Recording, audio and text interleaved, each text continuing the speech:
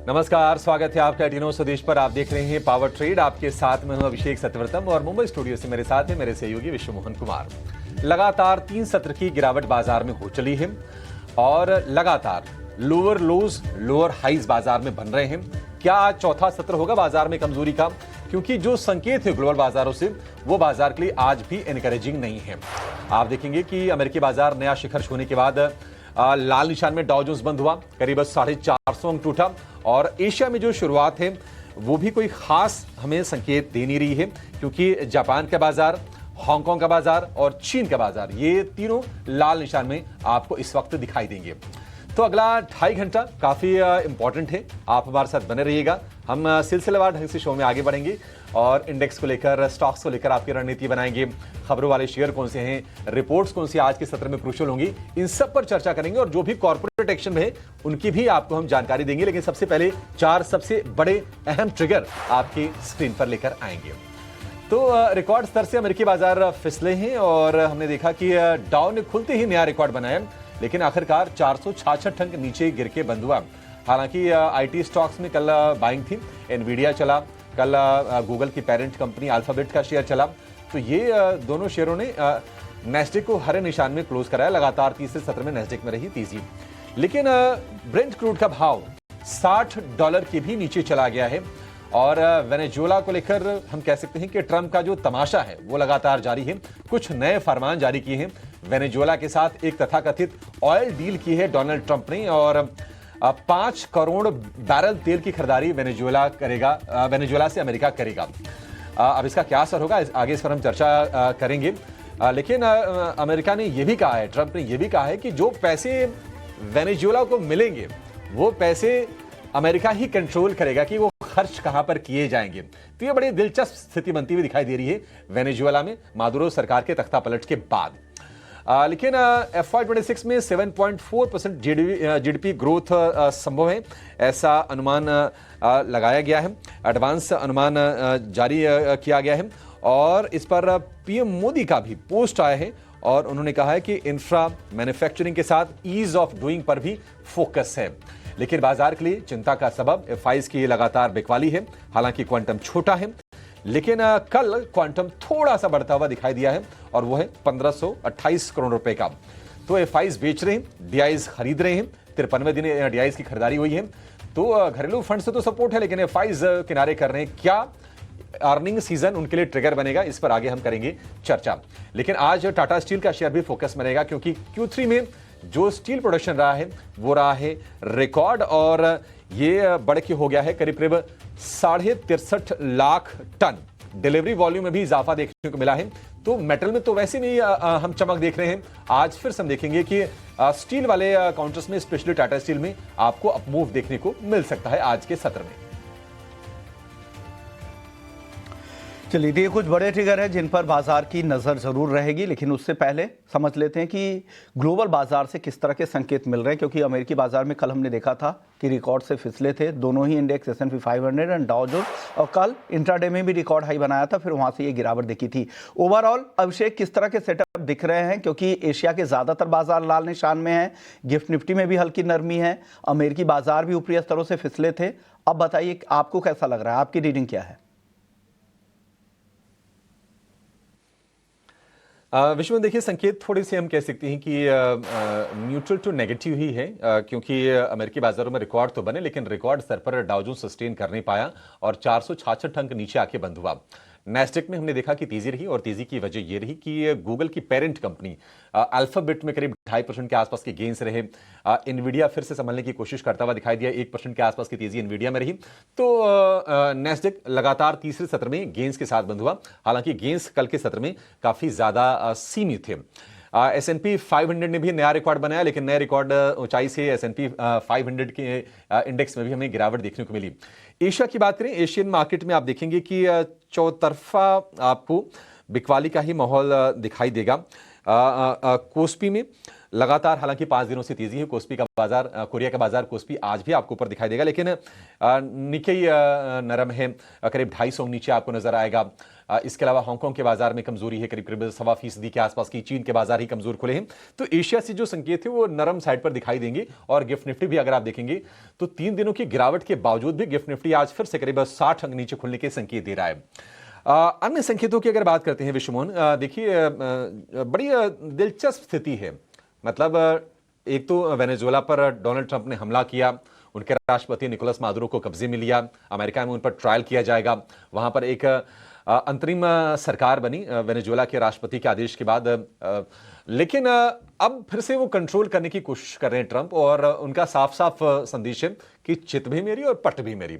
और ये दुनिया भर के देशों को, दुनिया भर में जो भी इस डेवलपमेंट को ट्रैक कर रहे थे, उनको ये आशंका थी कि अल्टीमेटली कुछ इसी तरह का होगा।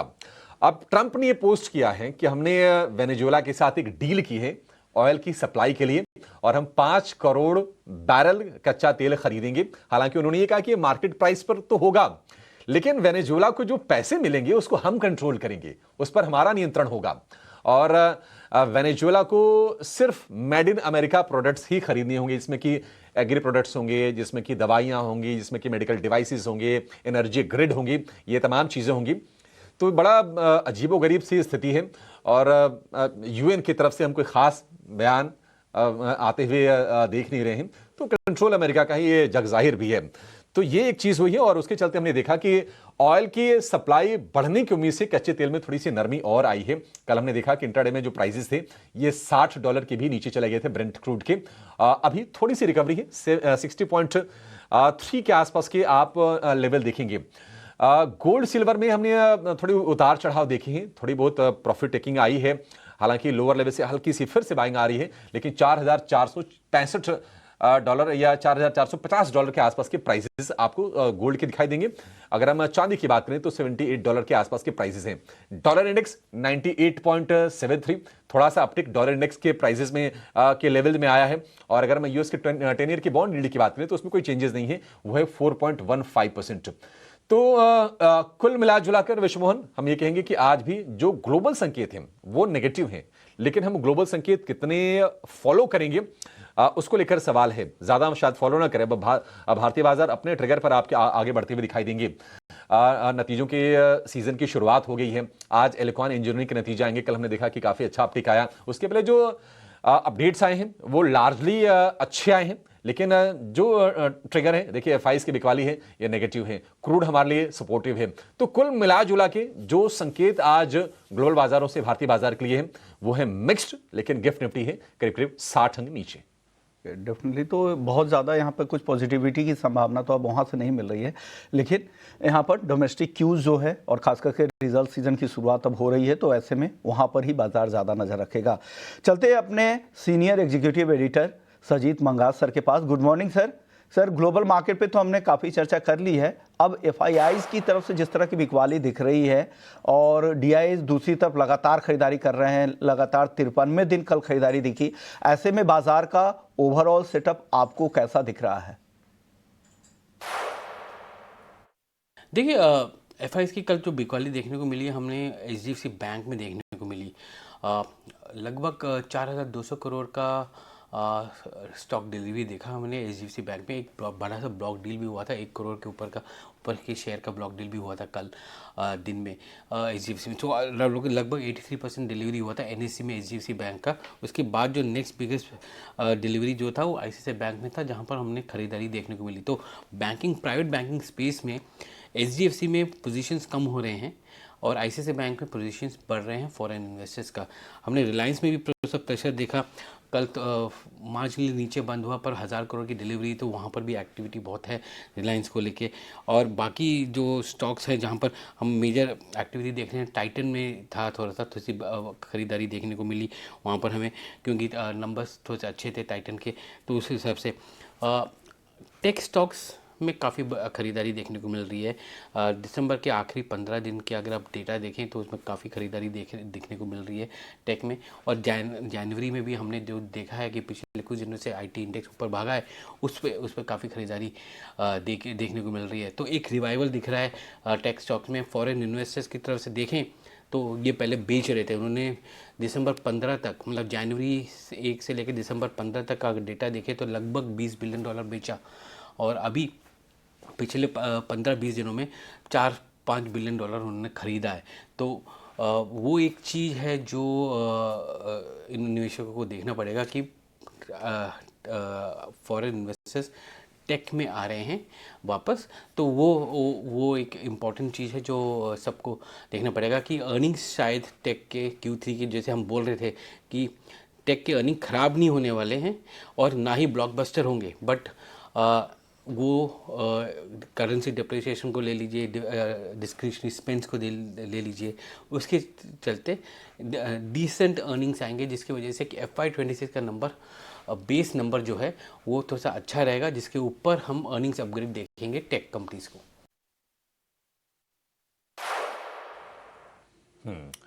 Sajit sir, good morning. 3 सत्र की कमजोरी हम निफ्टी में देख चुके हैं और लगातार हम देख रहे हैं कि लोअर हाई लोअर लो बन रहे हैं। आज के लिए जो संकेत हैं एफएनओ के, उसको देखते हुए क्या स्ट्रेटजी होनी चाहिए निफ्टी और निफ्टी बैंक में? कल अगर हम एफएनओ को देखें तो स्पेशली ऑप्शंस में देखें निफ्टी कैसे कर रहा था, तो 26,100 में काफ़ी हमने देखा कि कॉल और पुट राइटर्स का काफ़ी एक तरह से झगड़ा चल रहा था कि कौन उसको कंट्रोल करेगा। तो पुट राइटिंग भी देखी हमने 26,100 पे, और 26,100 पे हमने कॉल राइटिंग भी देखी। और कॉल राइटर्स जो है अपना बैंड थोड़ा नीचे लेकर आ रहे हैं। तो एक तरह से हम देखें तो एक नैरो बैंड, तो हमने जैसे बात कर रहे हैं कुछ दिनों से कि बैंड नैरो रहेगा, क्योंकि ऑप्शंस वो इंडिकेट करते हैं मोमेंटम आके ये बैंड्स को निकाल सकता है और नीचे की तरफ या ऊपर की तरफ, ये दूसरी बात है। बट आज के डेट में अगर हम देखें तो बैंड जो है 25,500 से लेके 26,200 के बीच में 700 पॉइंट का बैंड है यहाँ पर। और 26,000 में भी कुछ पुट राइटिंग का वो एक तरह से पोजीशन है जहाँ जो उसको थोड़ा सा सपोर्ट देने की उम्मीद है। तो आज के अगर निफ्टी अभी आज के डेट में 26,140 के आसपास है, तो 26,000 पे थोड़ा सा इसको थोड़ा सा वो सपोर्ट मिलने की उम्मीद है। अगले हफ्ते हम जैसे ही देखेंगे कि काफ़ी सारे अर्निंग्स आ रहे हैं, टेक अर्निंग्स आ रहे हैं वगैरह, तो उसकी वजह से भी हम तो सी हलचल देखेंगे निफ्टी में। हमारी TCS के नंबर हैं, इन्फोसिस के नंबर्स हैं, और आपका विप्रो के नंबर्स हैं। ये 3 मेजर टेक कंपनीज के नंबर्स आ रहे हैं अगले हफ्ते। और इसके साथ साथ हम देखेंगे कि कुछ बैंक्स भी शुरू हो जाएंगे, प्राइवेट बैंक्स भी शुरू कर देंगे अपनी अर्निंग्स को दिखाना। तो एक तरह से अर्निंग सीज़न जो है किक ऑफ होने वाला है, और उसके पहले जो है पोजीशनिंग हो रही है मार्केट में कि किस तरह से स्टॉक्स में, तो इंडिविजुअल स्टॉक्स लेवल पे पोजीशंस देखिए कि कैसे वो बिल्ड हो रहे हैं। इंडेक्स शायद आपको अच्छा पूरा पिक्चर ना दिखाए, बट इन स्टॉक्स जो है वो अच्छा पिक्चर दिखाएंगे आपको। ओके, तो स्टॉक में ज़्यादा एक्शन यहाँ पर दिख रहा है, इंडेक्स में बहुत ज़्यादा एक्शन नहीं दिख रही। लेकिन सर, ये टाटा स्टील का बिजनेस अपडेट आया है, तीसरी तिमाही में रिकॉर्ड उत्पादन रहा, इसको लेकर आपका नज़रिया क्या है? देखिए, अगर हम देखें तो प्रोडक्शन था लगभग 12% ऊपर और डिलीवरी से 14% ऊपर Q3 में।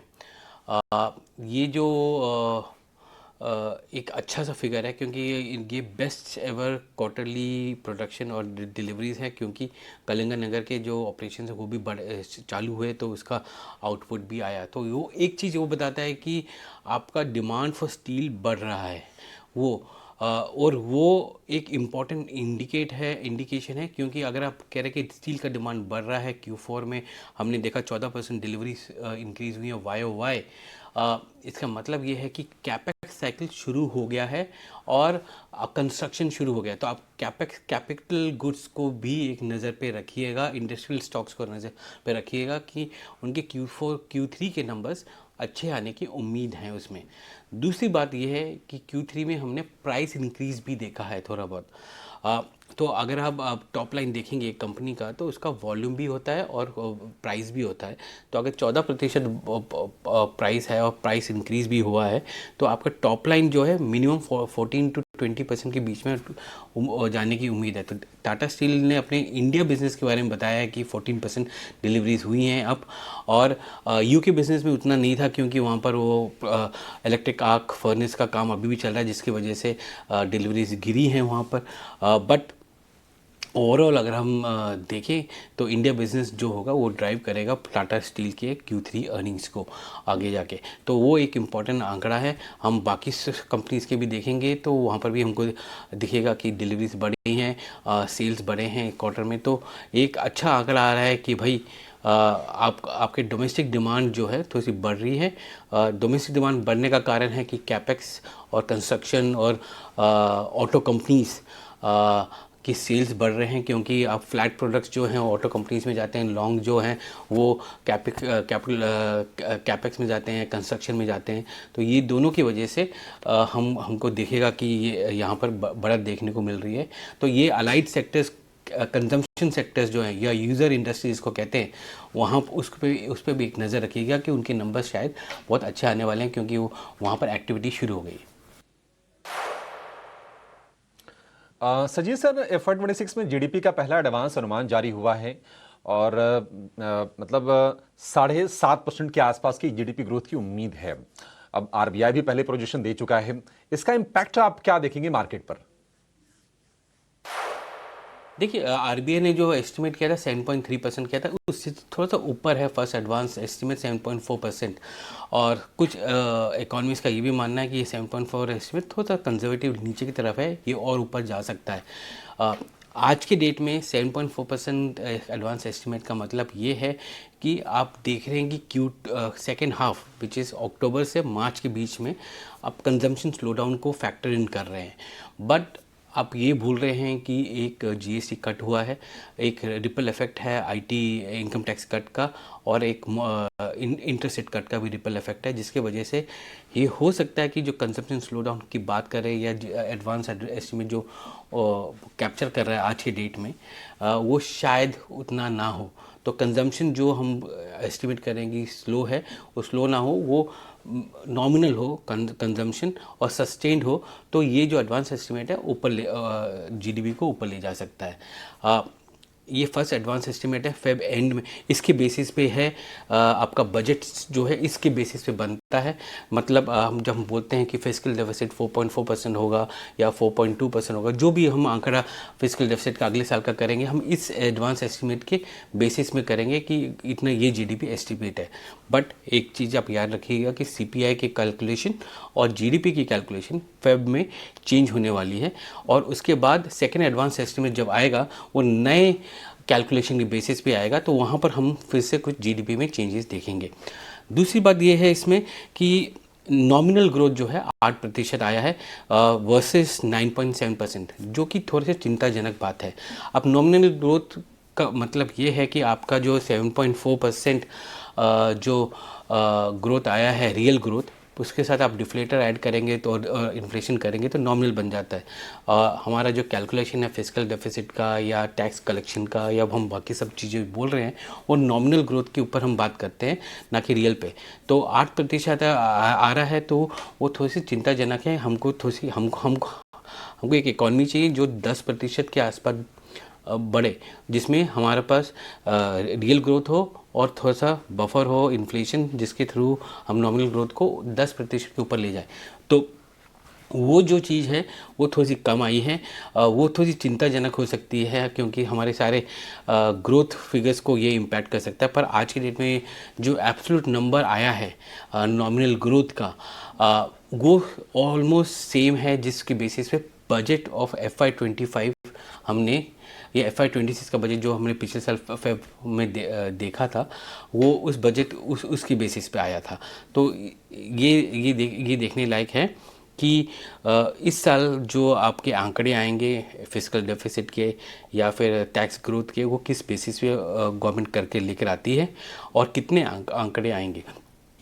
तीसरी चीज़ जो इसमें है कि कैपेक्स साइकिल रिवाइवल दिखा रहा है इसमें सेकेंड हाफ में। तो हमने जैसे अभी आपको बोला कि टाटा स्टील ने अपने नंबर्स दिखाए कि Q3 में नंबर्स ऊपर हैं, तो कैपेक्स साइकिल रिवाइवल आ रहा है इसमें। कंजम्पशन स्लो डाउन बता रहा है, पर कंजम्पशन स्लो डाउन शायद उतना ना हो, पर कैपेक्स साइकिल रिवाइवल आ रहा है, वो इम्पॉर्टेंट चीज़ है। और डोमेस्टिक डिमांड जो है वो इसको ड्राइव कर रहा है। तो एक तरह से अगर हम देखें कि हमारी इकॉनमी FY26 में 7.4% ग्रो होगी फर्स्ट एडवांस एस्टिमेट के हिसाब से, ये डोमेस्टिक डिमांड लेड है।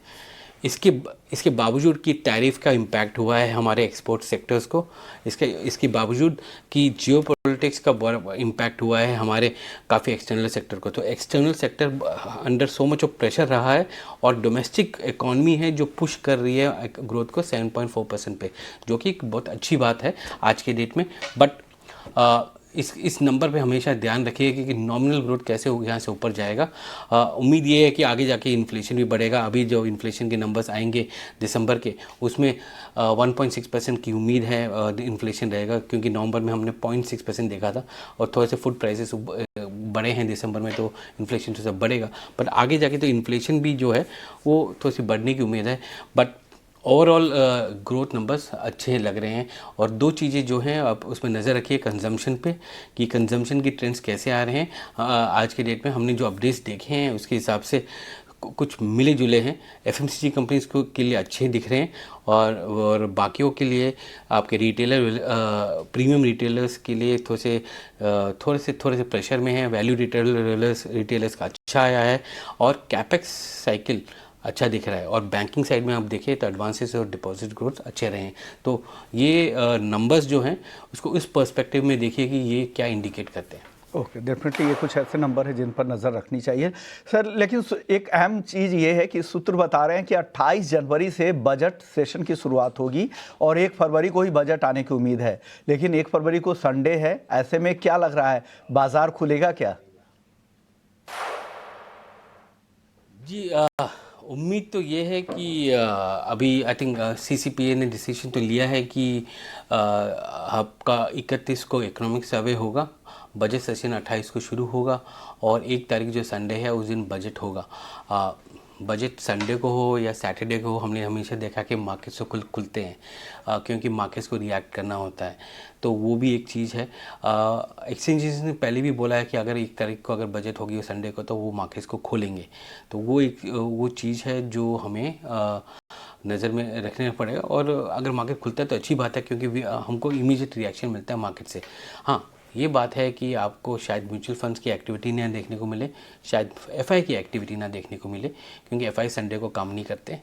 तो म्यूचुअल फंड्स के लिए भी वो नो ट्रेड डे होता है, तो वो एक इम्पैक्ट रहेगा मार्केट्स के लिए। बट वॉल्यूम वाइज रिटेल और HNI और नॉन इंस्टीट्यूशनल एक्टिविटी तो रहेगी संडे को, तो उसमें कोई वो प्रॉब्लम नहीं है। बट इससे पहले एक और इवेंट है Jan 15 का, जहां पर महाराष्ट्र में 29 म्यूनसिपैलिटीज़ में इलेक्शन है। अभी उम्मीद मीन्स सुनने में ये आ रहा है कि अगर उसको नेगोशिएबल इंस्ट्रूमेंट के अंदर नोटिफाई किया जाता है तो महाराष्ट्र में बंद रहेगा उस दिन, और जिसकी वजह से मार्केट शायद बंद रहे, पर उसका कंफर्मेशन नहीं है अब आज के डेट में। तो ट्रेडिंग डे कंपनसेशन तो हो ही जाता है कि 15 को बंद रहेगा तो 1 तारीख को खुलेगा, तो वो होगा। बट वॉल्यूम्स कैसे रहेंगे वो देखना पड़ेगा। बट मार्केट खुलेंगे तो अच्छा है, क्योंकि फिर हम एक तरह से रियल टाइम फीडबैक मिलता है कि बजट कैसा है। लोग जो भी बोले ऑन द ग्राउंड कैसे दिखेगा वो एक चीज़ है इम्पॉर्टेंट सबके लिए। और मार्केट एक बैरोमीटर है ये जजमेंट का कि भाई क्या हम सही दिशा में जा रहे हैं कि नहीं, बजट की तरफ से फोकस सही जगह पे है कि नहीं, कहाँ पर डिसअपॉइंटमेंट है, कहाँ पर इम्प्रूवमेंट की ज़रूरत है। ये सब चीज़ें आती हैं मार्केट को, व्हेन हम जब मार्केट्स को चालू रखते हैं बजट के साथ। तो वो ये डिसीजन जो है एक्सचेंजेस का है। एक्सचेंजेस कई सालों से जब भी ऐसे हुआ है तो उन्होंने मार्केट्स को ओपन रखा है। बट अगेन ये एक बिजनेस डिसीजन है जो एक्सचेंजेस का है, और from a government point of view उनके लिए सैटरडे संडे कोई फर्क मायना नहीं रखता, उनके लिए डेट मायना है। तो डेट आज के डेट में संडे को आया है, तो संडे को बजट आएगा। बिल्कुल सर, खुले अगर तो अच्छा है बाजार जिस दिन बजट पेश हो। भले ही संडे हो, क्योंकि उसके बाद क्या होगा कि फिर जो गैप अप गैप डाउन की जो संभावना होती है वो फिर निगेट हो जाती है अगर बाजार उस दिन खुले रहते हैं। तो देखते हैं एक्सचेंजेस, जैसा कि आप कह रहे हैं एक्सचेंजेस का डिसीजन होगा, देखते हैं क्या होता है। Sir thank you so much, आपने सारे के सारे प्रश्नों का बड़े ही बारीकी से आपने जवाब दिया सर। और जो हमारे दर्शक हैं जो आज मार्केट को लेकर व्यू चाहते थे अपनी स्ट्रेटजी को लेकर, उनकी आपने मदद की, थैंक यू सो मच। चलिए आगे बढ़ेंगे और अपने एक्सपर्ट को जोड़ते हैं और उनकी लेंस से भी समझते हैं कि बाजार में आज की रणनीति आपकी क्या होनी चाहिए। हमारे साथ चॉइस इक्विटी ब्रोकिंग के कुणाल परार जुड़ गए हैं। कुणाल जी बहुत शुक्रिया आपका समय देने के लिए, स्वागत है आपका टीनो स्वदेश पर। कुणाल जी कल लास्ट आवर के ट्रेड में हमने थोड़ी सी रिकवरी देखी, लेकिन मोटा मोटी यही है कि लगातार 3 सत्र की गिरावट सेंसेक्स में, 3 सत्र की गिरावट निफ्टी बैंक में हो गई है और सेंसेक्स में लगभग 800 अंकों के आसपास की नरमी है 3 सत्र में। आज भी कोई संकेत ऐसे एनकरेजिंग तो है नहीं, ग्लोबल संकेत थोड़े से वीक लग रहे हैं इंक्लूडिंग एशिया। अगर आप एफआईज को देखेंगे तो लगातार वो बेच ही रहे हैं, अर्निंग सीजन सामने खड़ा है। आप जरा बताइए कि रणनीति इंडेक्स में क्या होनी चाहिए, क्या बाय ऑन डिप्स करना है या फिर इंडेक्स को भी छोड़ देना है? वेल सबसे पहले तो आपको सुप्रभात। एंड मार्केट की बात करें तो पिछले कुछ दिनों से, पिछले लगातार 3 दिन से मार्केट हमें एक नेगेटिव मोमेंटम ही दिखा रहा है। एंड कल नो डाउट एक अच्छी रिकवरी हमें देखने को मिली है। बॉटम 26,070 के अराउंड बना के 26,140 के अराउंड का क्लोजिंग आया, लेकिन कहीं ना कहीं जो व्यू है फिलहाल नेगेटिव साइड का ही है। लोअर लेवल पे जो सपोर्ट आ रहा है वो 26,000 का आ रहा है। 26,000 जैसे ही ब्रेक होगा आपको 25,700 तक के लेवल देखने को मिल सकते हैं। स्मॉलर टाइम फ्रेम की बात करें अभिषेक जी तो फिलहाल एक higher to higher bottom formation में है और 26,000 का जो सपोर्ट है वो उसके लोअर बैंड का सपोर्ट है। सो अगर 26,000 के नीचे क्लोज आता है तो फिर एक पेन हमें देखने को मिल सकता है, जिसके बेस पे 25,700 तक के लेवल निफ्टी हमें दिखा सकती है। तो ओवरऑल जो व्यू है फिलहाल नेगेटिव साइड का ही है। एंड आपने सही कहा, एफआईआई का जो मूड है फिलहाल यहाँ पे सेलिंग साइड का ही आप देखिए। उनका लगातार सेलिंग कैश में तो है ही है, लेकिन सामने अगर मैं फ्यूचर इंडेक्स की भी बात करूं तो वहां पे भी उनका सेलिंग है ना। जब जब एफआईआई सेलिंग में बैठी है पर्टिकुलरली वहां वहां पे हमें एक डाउनसाइड की मोमेंटम देखने को मिली है। सो ओवरऑल जो व्यू है अभिषेक जी वो डाउनसाइड का है। 26,000 का सपोर्ट है टाइमिंग के लिए, अगर वो ब्रेक हुआ तो 25,700 तक के लेवल देखने को मिल सकते हैं। और ऊपरी लेवल पर जो रेजिस्टेंस आएगा वो है 26,200 का। एक इमीडिएट रेजिस्टेंस आपको यहाँ से दिख रहा है निफ्टी के लिए। चलिए हमारे दूसरे मेहमान के पास भी चलते हैं। रत्नेश गोयल हैं अरिहंत कैपिटल से। गुड मॉर्निंग रत्नेश जी, शुरुआत आपके ट्रेडिंग पिक्स के साथ करेंगे, बताइए आज आपकी तरफ से क्या कॉल्स हैं?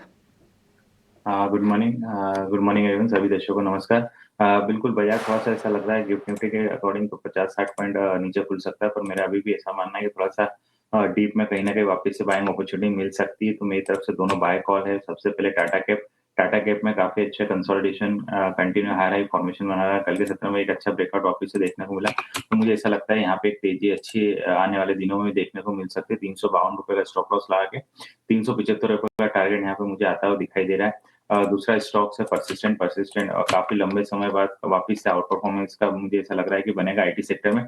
इसमें कल के सत्र में एक अच्छा ब्रेकआउट देखने को मिला है, तो इसमें एक अच्छी अपॉर्चुनिटी बन सकती है। 6460 6460 का स्टॉप लॉस लगा के 6600 रुपए के टारगेट यहाँ पे बनते हुए दिखाई दे सकते हैं।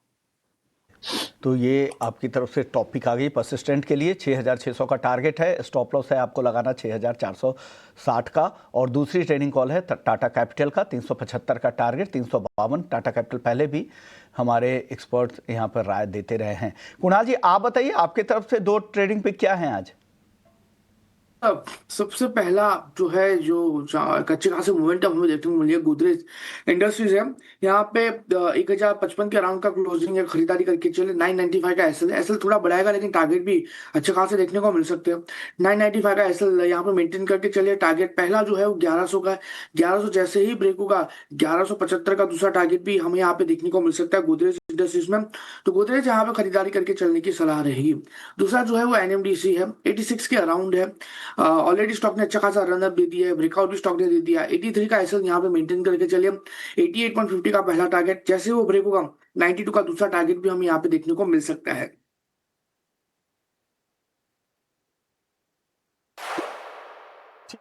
ये रणनीति आपके लिए एनएमडीसी 88.5 और 92 के टारगेट्स होंगे।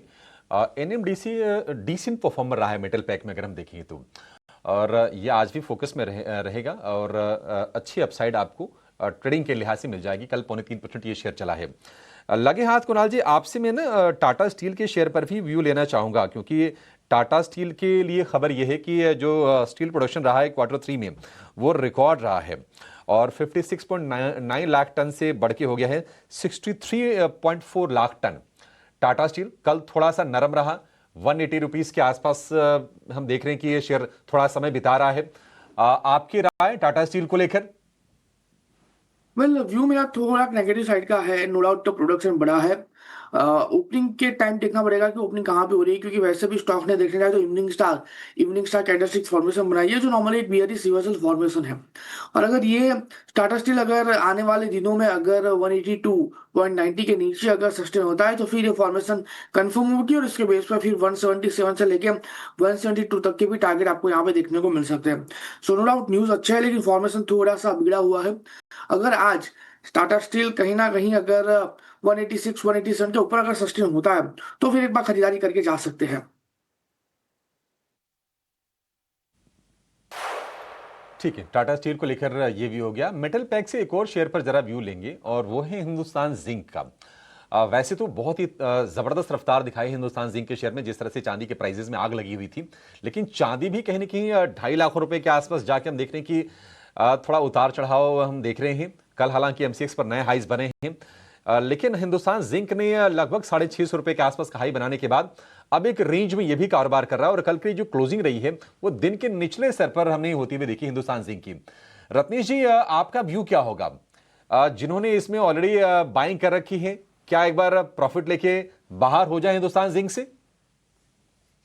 हिंदुस्तान जिंक में काफी अच्छी तेजी हमको यहाँ पे देखने को मिली है। 480 490 रुपए के लेवल से 650-60 तक यहाँ पे जो अब इंगल्फिंग बेयर यहाँ पे जो बना था 660 रुपए के आसपास में एक मेजर सप्लाई है अब इसको, तो यहाँ पे बिल्कुल एक बार जितने भी नीचे के पोजीशन बनाई उनको यहाँ पे जरूर मुनाफा वसूली करने के लिए मेरी सलाह रहेगी। 660 665 के ऊपर तक क्लोज नहीं देगा, मुझे नहीं लगता नई तेजी यहाँ पे रिज्यूम होगी, उसके बाद में 750 750 के टारगेट देखेंगे, तो एक बार जरूर यहाँ पे मुनाफा वसूली करना चाहिए। जिंक को लेकर मुनाफा वसूली करनी चाहिए। चलिए अपने सहयोगी रविंद्र के पास चलते हैं और समझ लेते हैं कि स्टॉक सी न्यूज़ की आज की लिस्ट क्या है। रविंद्र, गुड मॉर्निंग, बताइए क्या है आज लिस्ट में? जी बिल्कुल, गुड मॉर्निंग। तो आज सबसे पहले हम शुरुआत करते हैं Q3 अपडेट वाले और मंथली अपडेट वाले से।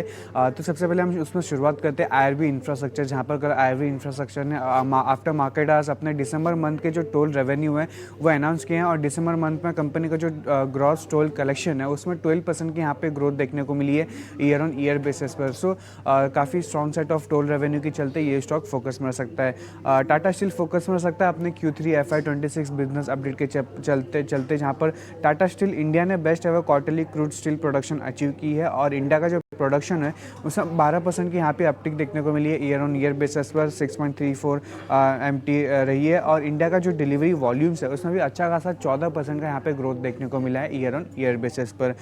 एंजल वन की बात करें तो एंजल वन ने कुछ समय पहले ही अपने जो है बिजनेस अपडेट अनाउंस किए हैं और कंपनी का जो क्लाइंट बेस है 35.71 मिलियन पर देखने को मिला, जिसमें 1.8% की अपटिक देखने को मिली मंथली बेसिस पर और 21% की यहाँ पे ग्रोथ देखने को मिली है ईयर ऑन ईयर बेसिस पर। वहीं अगर बात करें ग्रॉस क्लाइंट एक्विजिशन की तो उसमें भी जो अच्छा खासा मोर देन 35% का यहाँ पे अपटिक देखने को मिला है मंथली बेसिस पर और 12.8% का यहाँ पे जो है डाउनटिक देखने को मिला है ईयरली बेसिस पर।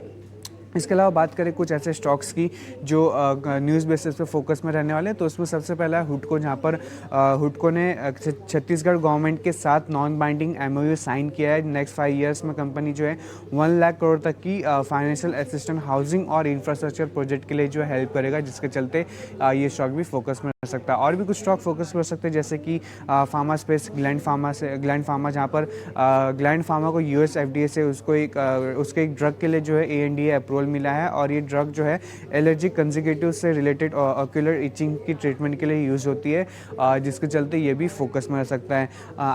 IT स्टॉक इन्फोसिस भी जो है आज के सेशन में एक्शन में रह सकता है। यहाँ पर इन्फोसिस और कॉग्निशन ने स्ट्रैटेजिक कोलैबोरेशन अनाउंस किया है, जिसका एम है ग्लोबल एंटरप्राइज के AI वैल्यू जर्नी को एक्सलेट करने का।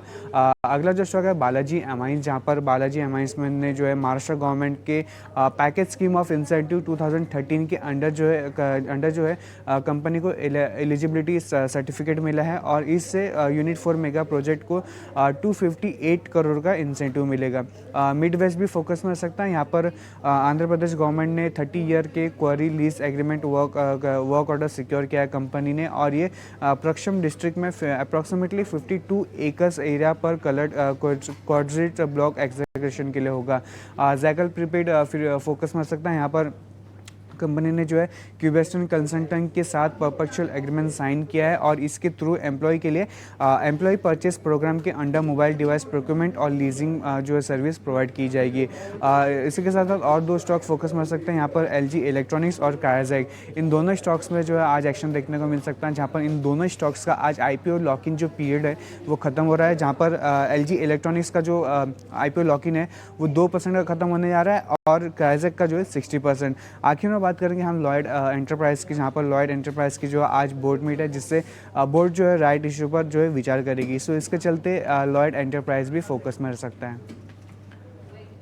लिस्ट लेकर आने के लिए और खबरों वाली लिस्ट हमारे दर्शकों के साथ शेयर करने के लिए। चलिए इस बीच हमारे साथ अविनाश गुरखकर सर भी जुड़ गए हैं। Good morning sir.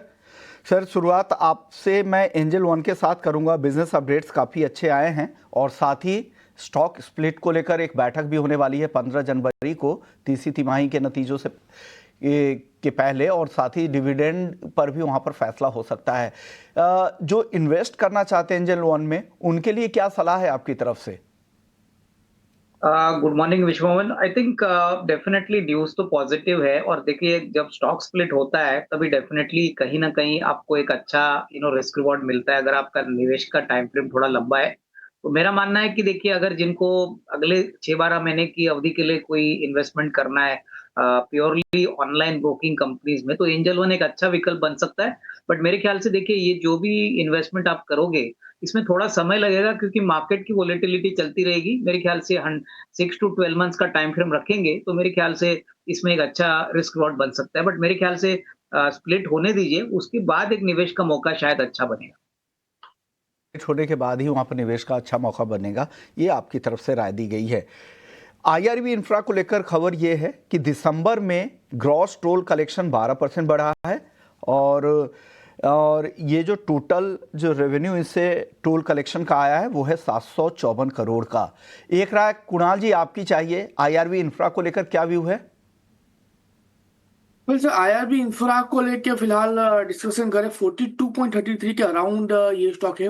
कोई खास मोमेंटम फिलहाल यहाँ पे स्टॉक में देखने को नहीं मिल रही है। स्टॉक लगातार एक साइडवेज मोमेंटम में है। लो लेवल पे 40.50 और ऊपरी लेवल पे 43, इसी रेंज के बीच में स्टॉक ट्रेड कर रहा है, तो कोई खास ऐसे मोमेंटम नहीं है। हाँ मैं इतना जरूर कहूंगा कि जिस दिन ये स्टॉक 43.05 के ऊपर सस्टेन होगा एक अच्छी खासी रैली आपको आने वाले दिनों में देखने को मिल सकती है, जिसके बेस पे 46 तक के भी लेवल आपको यहाँ पे देखने को मिल सकते हैं। सो थोड़ा सा वेट एंड वॉच करके चलिए। 43.10 के ऊपर एक बार स्टॉक सस्टेन होता है उसके बाद ही हम खरीदारी करके चलेंगे। ठीक है, IRB इंफ्रा को लेकर ये भी होगी, लेकिन कल कॉर्पोरेट इंडिया से काफ़ी एक दुखद खबर सामने आई। वेदांता ग्रुप के चेयरमैन अनिल अग्रवाल ने एक सोशल मीडिया पोस्ट किया और जानकारी दी कि उनके बेटे अग्निवेश अग्रवाल का न्यूयॉर्क में निधन हो गया है। स्कीइंग पर वो गए थे और वहाँ पे एक हादसा हुआ, उसके बाद उनको हॉस्पिटल में भर्ती कराया गया और भर्ती कराने के बाद कार्डियक अरेस्ट से अग्निवेश अग्रवाल की मृत्यु हो गई। और काफ़ी दुखद खबर, बहुत ही मार्मिक एक पोस्ट किया वेदांता के चेयरमैन अनिल अग्रवाल ने, और 89 स्वदेश का पूरा परिवार भी इस क्षति को लेकर हम दुख व्यक्त करते हैं और अपनी संवेदना उनके साथ प्रकट करते हैं। और उन्होंने ये भी कहा अनिल अग्रवाल ने कि अब पहले भी उन्होंने कमिट किया था कि जो भी वो कमाई करेंगे, जो भी वो पैसे बनाएंगे अपने अलग अलग बिजनेसेस से, हालांकि वेदांता के लोगों को उन्होंने अपना परिवार बताया, लेकिन ये कहा कि 75% वो उसका समाज के कामों में लगाएंगे। और उन्होंने कहा कि ये वादा मैं फिर से दोहराता हूँ और अब और सादगी से जीवन जीऊँगा और बाकी अपनी ज़िंदगी भी इसी में लगा दूंगा। तो निश्चित तौर पर बहुत ही दुखद खबर, और ये पोस्ट सुन के तमाम लोगों की आंखें नम भी हो गई होंगी। एक राय आपसे मैं लेना चाहूँगा अविनाश जी। अब ये वेदांता जैसी कंपनीज जो बड़ी कॉन्ग्लोमरेट होते हैं, इनके फंक्शनिंग को तो निश्चित तौर पर बोर्ड गवर्न करता है, अब वेदांता के साथ साथ हम देख रहे हैं कि हिंदुस्तान जिंक, जिसमें कि वेदांता की होल्डिंग लगभग 61% के आसपास की है। शेयर होल्डर के लिहाज से आप किस तरह का डेवलपमेंट देखते हैं और कैसे आप उन्हें गाइड करेंगे? आई थिंक अभिषेक, जैसे आपने कहा कि बहुत ही दुखद खबर है और बहुत ही किसी को अंदाजा नहीं था कि ऐसा कुछ होगा। बट मेरे ख्याल से देखिए, बिजनेस चलता रहता है और प्रोफेशनल कंपनी है, बोर्ड ड्रिवन कंपनी है, तो मुझे नहीं लगता है कि इससे कोई बिजनेस में कोई इम्पैक्ट कंपनी को होना चाहिए। हो सकता है शेयर मे बी थोड़ा सा टाइम सेंटिमेंटली डाउन रहे, लेकिन फाइनली मार्केट डेटा को रिस्पेक्ट करता है और बिजनेस नंबर्स से चलता है। तो मेरे ख्याल से कहीं न कहीं आगे नंबर्स अगर ठीक-ठाक आते हैं, तो आपको वापस एक अपटर्न बिजनेस में देखने को मिलेगा।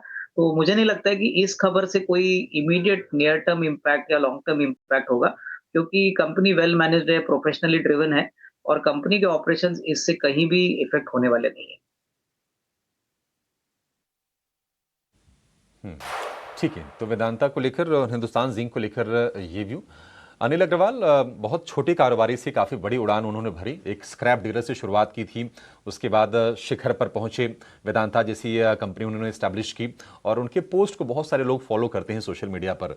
जीवन दर्शन को लेकर भी उनके लोग बातें सुनते हैं, पढ़ते हैं और कल उनका जब ये पोस्ट आया तो सभी लोग हिल से गए और निश्चित तौर पर बहुत ही ये दुखद घटना निकल के आई है कॉर्पोरेट इंडिया से। चलिए एक छोटी सी ब्रेक के लिए रुकेंगे। ब्रेक के बाद जब लौटेंगे तो खबरों वाले शेयर या फिर ब्रोकरेज हाउसेस के रिपोर्ट्स ढेर सारी हैं, उन पर भी आगे बातचीत करेंगे। आप एंजॉय करेंगे।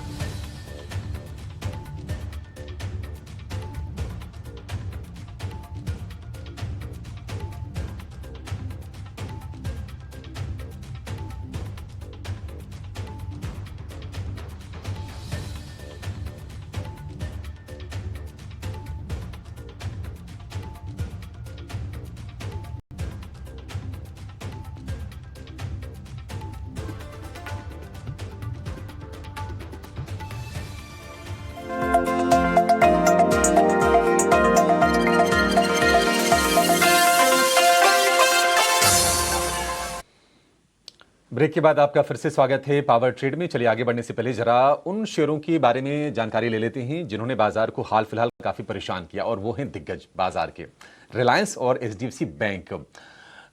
रिलायंस को लेकर एक बार जरा कुणाल जी अपना व्यू दीजिए। कल हमने देखा कि फिर से थोड़ी सी नरमी रही और 1500 रुपए के आसपास के भाव हैं। आपको क्या लगता है कि वैल्यू बाइंग का मौका है या फिर एक बार शेयर थोड़ा सा चलने की शुरुआत कर दे, उसके बाद कोई इस पर आप व्यू बनाएंगे? ऐसा वेट एंड वॉच करके चलने की सलाह रहेगी। जो न्यूज जो अफवाह फैलाई गई थी, कंपनी ने नो डाउट उसके ऊपर क्लैरिफिकेशन दे दिया, लेकिन फिलहाल स्टॉक में जो सेलिंग प्रेशर हमें देखने को मिला है ना, आप देखिए कि इतना बड़ा स्टॉक है, रिटेल तो बेचेंगे नहीं, जो भी होगा वो या तो इंस्टीट्यूट लेवल पे बेचना होगा। तो मैं कहूंगा कि इस लेवल थोड़ा सा वेट एंड वॉच करके ही चलने की सलाह रहेगी। लाइकली चांसेस है अभिषेक जी, ये स्टॉक के नीचे 1460 1460 तक के लेवल आपको दिखा सकता है, और वो लेवल अगर आता है तो फिर खरीदारी करके चले। प्रेजेंट लेवल से इसको बिल्कुल अवॉइड कीजिए, वही सही रहेगा। ठीक है, रिलायंस को लेकर ये व्यू हो गया। हडको का शेयर भी आज फोकस में रहेगा। नवरत्ना स्टेटस वाली कंपनी है और हम देखते हैं कि एक रेंज में शेयर कारोबार करता हुआ दिखाई दिया है। प्रीवियसली 250 रुपए की तरफ बढ़ा तो था, लेकिन वहां पर टिक नहीं पाया और फिर से नीचे आ गया था शेयर। ये अब खबर यह है कि उन्होंने छत्तीसगढ़ सरकार के साथ एक एमयू साइन किया है हाउसिंग और इंफ्रा प्रोजेक्ट के लिए, और 5 साल में 1 लाख करोड़ रुपए की फाइनेंशियल मदद करेगी। राय आपकी इस पर अविनाश सर, क्या होना चाहिए? हडको कैसी लगती है कंपनी आपको? ये अभिषेक, नंबर मुझे लगता है ये काफी पॉजिटिव डेवलपमेंट है और बजट में भी हो सकता है कि हाउसिंग को लेके गवर्नमेंट कुछ बड़े अनाउंसमेंट्स करे। लंबी अवधि के लिए मुझे लगता है कि हुडको एक काफी स्टेबल प्लेयर है, नंबर्स भी काफी अच्छे हैं, बैलेंस शीट भी काफी स्ट्रांग है। तो कहीं ना कहीं अगर देखिए लंबी अवधि की बात करें तो मुझे लगता है कि करंट प्राइस ऊपरी लेवल से काफी करेक्ट भी हो चुका है तो निवेश के लिए अच्छा मौका है, बट टाइम फ्रेम जो भी इन्वेस्टर यहाँ से खरीदता है कम से कम साल 1.5 साल का नजरिया रखे, क्योंकि यहाँ से रिस्क रिवॉर्ड बनाने के लिए थोड़ा समय लगेगा। तो पोजिशनल बेट अच्छा है, पर टाइम फ्रेम लंबा रखे।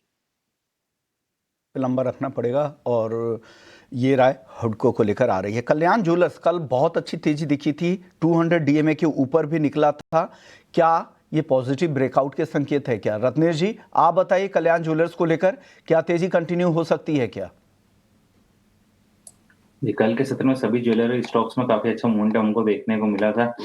कल्याण ज्वेलर्स भी काफी टाइम से लोअर लो फॉर्मेशन बना रहा था, नीचे कंसोलिडेशन कर रहा है, एक बेस जरूर यहाँ पे बनाने की कोशिश कर रहा है 460-65 रुपए के आसपास में। मुझे ऐसा लगता है अगर आज फॉलो अप आता है और 535 रुपए के ऊपर कहीं क्लोज देता है तो ये जो तेजी है सस्टेन करेगी, 580 रुपए तक के लिए लेके जाएगी, तो 450 रुपए के स्टॉप लॉस से पोजीशन को अभी होल्ड करा जा सकता है। 50 के स्टॉप लॉस के साथ इस पोजीशन को होल्ड कर सकते हैं, ये राय रत्नेश जी की तरफ से है। चलते हैं तृप्ति के पास और जान लेते हैं कि ब्रोकरेज हाउसेस की रडार पर कौन से स्टॉक्स हैं, उनकी नई रिपोर्ट क्या कह रही हैं। तृप्ति, गुड मॉर्निंग, बताइए क्या रिपोर्ट है आज? Good morning. तो देखिए, यहाँ टाइटन के साथ शुरुआत करेंगे। नुवामा ने अपनी रेटिंग दी है, खरीदारी की राय है, लक्ष्य भी बढ़ाया है, 4,672 रुपये से बढ़ाकर 4,912 रुपये पर शेयर का लक्ष्य दिया है।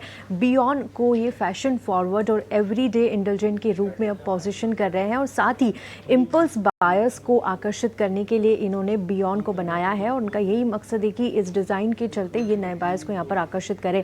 कंपनी का मानना है कि अभी भी घरेलू बाजार में पकड़ बनाना बाकी है, तो वहां पर ये अब फोकस करेंगे। नुवामा ने लोढ़ा पर भी अपनी राय रखी है, खरीदारी की राय है लेकिन लक्ष्य को घटा दिया है, 1580 रुपये के लक्ष्य से घटाकर 1529 रुपये का लक्ष्य इन्होंने दिया है। सालाना आधार पर प्री सेल्स में बढ़त दर्ज है, बिजनेस डेवलपमेंट्स भी मजबूत है, साथ ही FY26 में 21,000 करोड़ का बुकिंग गाइडेंस हासिल करने का भी ये उम्मीद जता रहे। हाउसिंग सेल्स में नरमी के बावजूद भी कंपनी गाइडेंस हासिल करने के लिए सक्षम है, इसके चलते यहाँ पर खरीदारी की राय है। इंटरग्लोब एविएशन पर भी नुवामा ने अपनी राय दी है और होल्ड की रेटिंग बरकरार रखी है। टारगेट प्राइस इन्होंने जो दिया है 5,069 रुपये पर शेयर का दिया है। पीक अर्निंग्स क्वार्टर में कंपनी का प्रदर्शन काफ़ी खराब रहा, साथ ही आगे भी सुस्ती के संकेत यहां पर मिल रहे हैं। Q3 की बात करें तो एबिडार में 25% की कमजोरी की उम्मीद जता रहे हैं ईयर ऑन ईयर बेसिस पर। साथ ही जो ऑपरेशनल डिसरप्शंस चल रहे थे उसकी अभी भी रेगुलेटरी एक्शन को लेकर अनिश्चितता यहाँ पर बरकरार दिख रही है। इलारा ने पावर सेक्टर पर अपनी राय दी है और पिछले साल के मुकाबले 0.3% यहाँ पर कमी आई है बिजली उत्पादन में। साथ ही अक्टूबर नवंबर में जो उत्पादन में कमी आई थी उसको दिसंबर में यहाँ पर कंपनी ने बैलेंस किया है। दिसंबर में डिमांड देखिए 7.6% बढ़कर 241 गीगावाट तक पहुँच गई है और ये जो डिमांड है वो साल के सबसे ऊपरी स्तर के आसपास है। हीटिंग इक्विपमेंट से ज़्यादा इस्तेमाल की यहाँ पर मांग बढ़ती हुई नजर आई। जो इनकी टॉप पिक्स है पावर सेक्टर से, उसमें CESC, NLC इंडिया और NTPC रहेगी। यहाँ पर मॉर्गन स्टैनली ने फार्मा सेक्टर पर अपनी राय दी है। सन फार्मा को लेकर ओवरवेट की रेटिंग है। जेनेरिक इंजेक्टेबल यूनिट में कंप्लायंस ऑब्जर्वेशन बरकरार है। स्पेशलिटी पर फोकस से अर्निंग रिस्क जो है वो अब सीमित हो गया है, जिसके चलते ओवरवेट की रेटिंग है। सिप्ला पर अंडरवेट की रेटिंग इन्होंने कायम रखी है। सब्सिडरी को जो US FDA से 9 ऑब्जर्वेशन मिली थी फॉर्म 483 के साथ, जिसके चलते यहाँ पर रेगुलेटरी जोखिम अब बढ़ गया है और सप्लाई पर फिलहाल तुरंत में कोई असर की उम्मीद नहीं जता रहे हैं। डॉक्टर रेड्डीज पर इक्वलवेट की रेटिंग है। साथ ही वैलिडेशन खामियों से रेगुलेटरी दबाव आगे आता हुआ दिख रहा है। साथ ही डेनोसुमाब जो कैंसर पेशेंट्स के इलाज में इस दवा का इस्तेमाल होता है, उस पर CRL से FDA की सख्ती यहाँ पर बढ़ती हुई नजर आएगी। साथ ही बायोसिमिलर लॉन्च में 3 से 6 महीने की देरी यहाँ पर आते हुए ये देख रहे हैं। जी तृप्ति, ये डिटेल्स लेकर आने के लिए और ब्रोकरेज हाउसेस की रिपोर्ट क्या है ये बताने के लिए लोढ़ा पर एक फटाफट से एक राय कुणाल जी की ले लेते हैं। कुणाल जी, ब्रोकरेज हाउसेस की रिपोर्ट तो काफ़ी पॉजिटिव ये नहीं दिख रही है, यहाँ पर उन्होंने अपने टारगेट को घटाए हैं। आपकी राय क्या बन रही है लोढ़ा पे? सर, लोढ़ा की बात करें तो टेक्निकल स्ट्रक्चर काफी अच्छा लग रहा है मुझे। एक बाउंस बैक भी देने की कोशिश की है स्टॉक ने और इतना ही नहीं, प्रीवियस जो सपोर्ट है वो सपोर्ट भी स्टॉक ने लिया हुआ है। सो मेरा थोड़ा व्यू अलग है। 1110 के अराउंड का क्लोजिंग है, खरीदारी करके चलने की सलाह है। 1140 का एसएल, यहाँ पे एसएल मेंटेन करके चलेंगे ना। एसएल थोड़ा बड़ा आएगा क्योंकि volatility recent days in stock में अच्छी खासी बढ़ती हुई हमें देखने को मिली है। सो रिसेंट का जो बॉटम बना 1040 का हम ऐसे मेंटेन करके चलेंगे। टारगेट की बात करते हैं तो इमीडिएट बेसिस पे 1180 का टारगेट, और जैसे ये ब्रेक होगा आपको 1250 का दूसरा टारगेट भी देखने को मिल सकता है। सो डेफिनेटली यहाँ पे लोड़ा खरीदारी करके चलने की सलाह रहेगी। एंड अगर किसी व्यूअर्स के पास ऊपरी लेवल की लोड़ा है पोर्टफोलियो में, तो मैं कहूँगा कि ये परफेक्ट लेवल है एवरेज करके चलने के लिए। करके चलने की सलाह यहाँ पर लोढ़ा को लेकर आपकी तरफ से आई है। फार्मा शेयरों पे बात कर लेते हैं। अविनाश जी, आप बताइए, सन फार्मा को लेकर तो ओवरवेट है, मॉर्गन स्टैनली की रिपोर्ट अच्छी है, लेकिन सिप्ला को लेकर चिंता ज़्यादा है। कल के सत्र में काफ़ी गिरावट भी दिखी थी। यूरोप की यूनिट में जिस तरह से 9 ऑब्जर्वेशंस मिले हैं यूएस एफडीए को, और उनके लिए एक बड़ा प्रोडक्ट है जिसकी मैन्युफैक्चरिंग वहाँ पर होती है। क्या राय है ओवरऑल फार्मा सेक्टर पर, और आपकी पसंदीदा यहाँ पे पिक इन्वेस्टमेंट के लिए कौन सी हैं? नहीं विश्वमोहन, पहले तो मैं सिप्ला के ऊपर बात करूंगा कि ये जो 9 ऑब्जर्वेशन आ गए हैं बहुत ही क्रिटिकल है, क्योंकि देखिए अभी तो तीसरे तिमाही के रिजल्ट्स के बाद मैनेजमेंट की कमेंट्री आएगी कि कहाँ तक इम्पैक्ट हो चुका है, कितना बिजनेस इफेक्ट होगा। बट ओवरऑल मुझे लगता है कि यहाँ पे अगर कोई दिक्कतें होती है तो इनके जो यूएस के जो ऑपरेशंस है, इसमें ये ड्रग जो पकड़ा गया है लैप्सिस के लिए, इसमें डेफिनेटली थोड़ी सी चिंता लगती है। बट फार्मा स्पेस में हमको सन फार्मा और लुपिन, ये दो दिग्गज पसंद है। हमको लगता है लुपिन बहुत ही स्टेबल प्लेयर है, यूएस मार्केट में भी काफी काम करता है, रेस्ट ऑफ द वर्ल्ड भी करता है, तो लुपिन पे डेफिनेटली एक अच्छा इन्वेस्टमेंट पिक बन सकता है। नजरिया अगर आपका 6 to 12 मंथ्स का है तो लुपिन मुझे लगता है करंट लेवल से एक अच्छा रिस्क रिवॉर्ड दे सकता है। तो सन फार्मा और लुपिन, ये दोनों स्टॉक्स आपके पोर्टफोलियो में होने चाहिए। फार्मा में को अगर पोर्टफोलियो में जगह देना है तो सन फार्मा और ल्यूपिन, ये दोनों बेहतर पिक है, और ये करंट भाव से भी ल्यूपिन इनको पसंद आ रहा है। चलिए, वक्त है ब्रेक का। ब्रेक के बाद ऐसे ही कुछ और स्टॉक्स लेकर आएंगे आपके लिए, फिर प्री ओपनिंग सेशंस और बाजार के ओपनिंग ट्रेड्स भी आपके लिए को बताएंगे। ब्रेक के बाद जब लौटते हैं।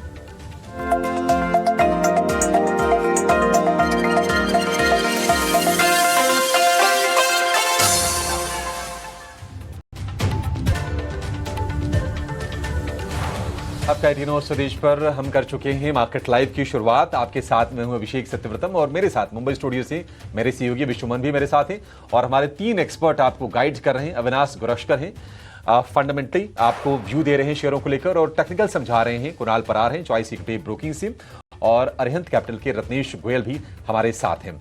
बाजार के लिए आज जो संकेत है वो थोड़े से नेगेटिव है। गिफ्ट निफ्टी आपको लगभग 50 अंक नरम दिखाई देगा, क्योंकि एशिया में हम देख रहे हैं कि चौतरफा बिकवाली का माहौल है। तो क्या बाजार में आज गिरावट का चौका लगेगा, लगातार 4 सत्र की गिरावट होगी, या फिर बाजार लोअर लेवल से सपोर्ट लेके चलने की कोशिश करेगा? कल हमने देखा कि 26,070 तक गिरा था निफ्टी, वहां से रिकवर किया, लगभग 75 अंकों के आसपास की रिकवरी आई, लेकिन कुछ चीजें अच्छी नहीं हो रही है। एक तो आप देखिए एफआईज लगातार बेच रहे हैं, कुछ बड़े शेयरों को लेकर लगातार नेगेटिव खबरें आ रही हैं। पहले एचडीएफसी बैंक को लेकर नेगेटिव खबर आई, फिर रिलायंस को लेकर नेगेटिव खबर आई, आईटीसी को लेकर बुरी खबर आई। कल हमने देखा कि मारुति का शेयर भी लगातार 6 सत्र तक चलने के बाद गिरावट का शिकार हुआ, थोड़ी प्रॉफिट टेकिंग आई 2.5-3% के आसपास की। तो एक काम करते हैं, मारुति पर ही जरा व्यू ले लेते हैं। वैसे 40% का मार्केट शेयर मारुति के पास है, लेकिन कहीं ना कहीं मार्जिन को लेकर ब्रोकरेज हाउसेस थोड़ी चिंता जाहिर कर रहे हैं, और Q3 के जो नंबर्स होंगे वो काफी क्रूशियल होंगे, उनको देखना। अविनाश जी, आपका व्यू मारुति को लेकर? कल हमने तेज सेल ऑफ देखा 6 सत्र की तेजी के बाद, और ये कहा जा रहा है कि मार्जिन थोड़ा सा परेशान करें, और कमोडिटीज के जो प्राइसेस है ये भी एक कंपनी के लिए चैलेंज है। आप कैसे देख रहे हैं सर मारुति के शेयर को? आपने सही कहा अभिषेक। देखिए वॉल्यूम ग्रोथ तो मेरे ख्याल से तीसरे तिमाही में काफी अच्छा होगा, क्योंकि जीएसटी के कट्स के बाद, इंटरेस्ट कट होने के बाद वॉल्यूम ग्रोथ काफी बड़ा है। हमने देखा है सारी ऑटोमोबाइल कंपनीज के नंबर बढ़े, लेकिन मार्जिन की बात करें तो मुझे लगता है कि ये जो तीसरी तिमाही है इसमें काफी इंक्रीज स्टील का, कॉपर का हो चुका है, तो कहीं ना कहीं मार्जिन में थोड़ा दबाव आ सकता है। इसलिए शायद कल आपको स्टॉक में एक गिरावट देखने को मिली। मुझे लगता है कि देखिए जनवरी से होपफुली प्राइस इंक्रीज होने वाला है, थोड़ा सा प्राइस इंक्रीज तो काफी कंपनीज ने लिया है, तो इसका असर डेफिनेटली इनके मार्जिन पे होगा। Q3 के बाद जो मैनेजमेंट की कमेंट्री रहेगी और जो ग्रोथ नंबर रहेगा, देखिए नॉर्मली ऑटोमोबाइल कंपनीज को वॉल्यूम ग्रोथ ज्यादा इंपॉर्टेंट होता है, तो अगर वॉल्यूम ग्रोथ उम्मीद से बेहतर आता है तो मुझे लगता है कि प्राइस इंक्रीज भले ही थोड़ी कम हो, लेकिन वो कवर अप हो जाएगा। तो मुझे लगता है कि कल और आज शायद हो सकता है कि स्टॉक थोड़ा नरम रहे, लेकिन फंडामेंटली कंपनी अभी भी काफी सॉलिड है। मेरे ख्याल से लंबी अवधि के लिए अगर ऑटो सेक्टर में आपको एक्सपोजर चाहिए और पैसेंजर कार आपका पसंदीदा सेगमेंट है, तो ये कोई डाउट नहीं कि पैसेंजर कार में और ये सेक्टर को रिप्रेजेंट वाला स्टॉक मारुति है और काफी एफआईआई फंड्स इसमें निवेशित है, तो मेरे ख्याल से लंबी अवधि के लिए कोई प्रॉब्लम होना नहीं चाहिए। ठीक है, लंबी अवधि में आपको कोई दिक्कत होनी नहीं चाहिए। मारुति के शेयर को लेकर आप निवेशित रहिए। एक राय जरा हम ले लेते हैं इंटरग्लोब एविएशन को लेकर, क्योंकि नुआमा की रिपोर्ट आई है, होल्ड की रेटिंग है और 5,069 रुपए का उन्होंने टारगेट दिया है। अभी फिलहाल जो शेयर है फिर से स्लिप करके आ गया है 5,000 रुपए के नीचे, और क्वार्टर 3 के नंबर्स काफी इंपॉर्टेंट होंगे। देखते हैं, थोड़ा डिसरप्शन तो निश्चित तौर पर आएगा ही आएगा। और अभी खबर आई थी कि तमाम एयरलाइन से इस संदेह में कि क्या ये वो कार्टेल बनाकर एयर फेयर को प्रभावित कर रहे हैं, उनके एयर फेयर के डेटा मांगे गए थे और हमने देखा कि गिरावट आई थी। इंटरग्लोब एविएशन का शेयर भी कल गिर के आ गया था 5,000 रुपए के नीचे। नुआमा की रिपोर्ट है, टारगेट 5,069 की, होल्ड की रेटिंग। अब ये रिपोर्ट वगैरह तो देखते हैं, एक बार अर्निंग इसके नतीजे आ जाए उसके बाद चीजें काफी ज्यादा क्लियर होंगी। राय आपकी कुणाल जी, क्योंकि देखिए निवेश का व्यू तो अलग है, किसी को बहुत लंबा रखना है तो उसमें कोई दिक्कत की बात नहीं है।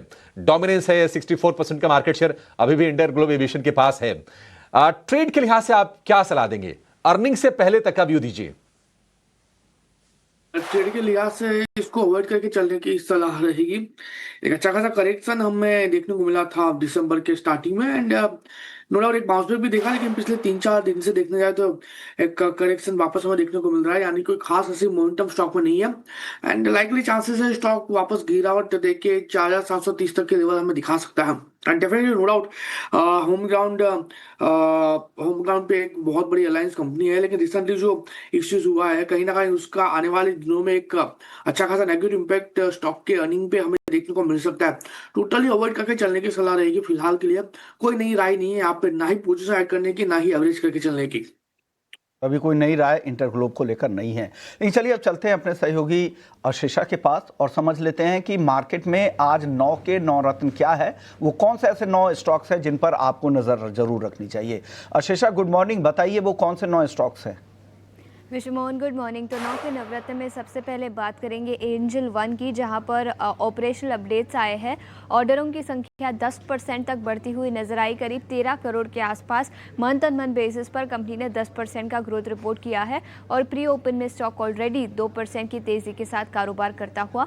बोर्ड ऑफ डायरेक्टर्स की बैठक भी होगी यहाँ पर स्टॉक स्प्लिट कंसिडर करने के लिए 15 जनवरी को ये बैठक होगी। इसके अलावा टाटा स्टील, जहाँ पर इंडिया के डोमेस्टिक वॉल्यूम्स काफ़ी अच्छे रहे, 1% तक से ज़्यादा की तेज़ी यहाँ पर दिखी है। डोमेस्टिक वॉल्यूम ग्रोथ करीब 14% के आसपास कंपनी ने रिपोर्ट किया है।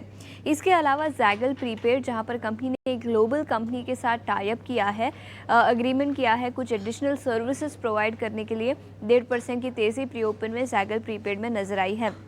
इसके अलावा बात करेंगे हुडको की, जहां पर कंपनी ने नॉन बाइंडिंग एग्रीमेंट साइन किया है। 1 लाख करोड़ तक का finances company government of Chhattisgarh सरकार को दे सकती है। 2.5% की तेज़ी के साथ स्टॉक प्री ओपन में कारोबार करता हुआ। याद रखें कई कंपनियों के लॉक इन आज बंद होंगे, उसमें एक है LG इलेक्ट्रॉनिक्स, जहां पर 2% का लॉक इन बंद होगा। ऑलरेडी स्टॉक में यहां पर गिरावट नजर आई है और क्राइजैक में भी 60% का लॉक इन आज खुलता हुआ नजर आएगा। इसके अलावा इन्फो एज पर सिटी की रिपोर्ट आई है, उन्होंने बिकवाली की राय बरकरार रखी है। उनका कहना है कि रिक्रूटमेंट बिलिंग्स करीब 11% तक बढ़ते हुए नजर आए सालाना आधार पर, लेकिन FY25 से ग्रोथ से कंपेयर करें तो काफ़ी कमज़ोर रहे हैं।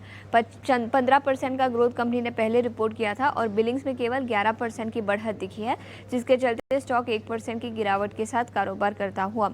फार्मा सेक्टर पर मॉर्गन स्टैनली की रिपोर्ट है। सन फार्मा पर ओवरवेट की रेटिंग, डॉक्टर रेड्डीज पर इक्वल वेट और सिप्ला पर उन्होंने अंडरवेट की रेटिंग दी है। तो कई सारे स्टॉक्स जो फार्मा सेक्टर पर जो रिपोर्ट आई है उसके दम पर फोकस में रहेंगे। इसके अलावा बात करते हैं पावर सेक्टर की, जहां पर इलारा की रिपोर्ट है।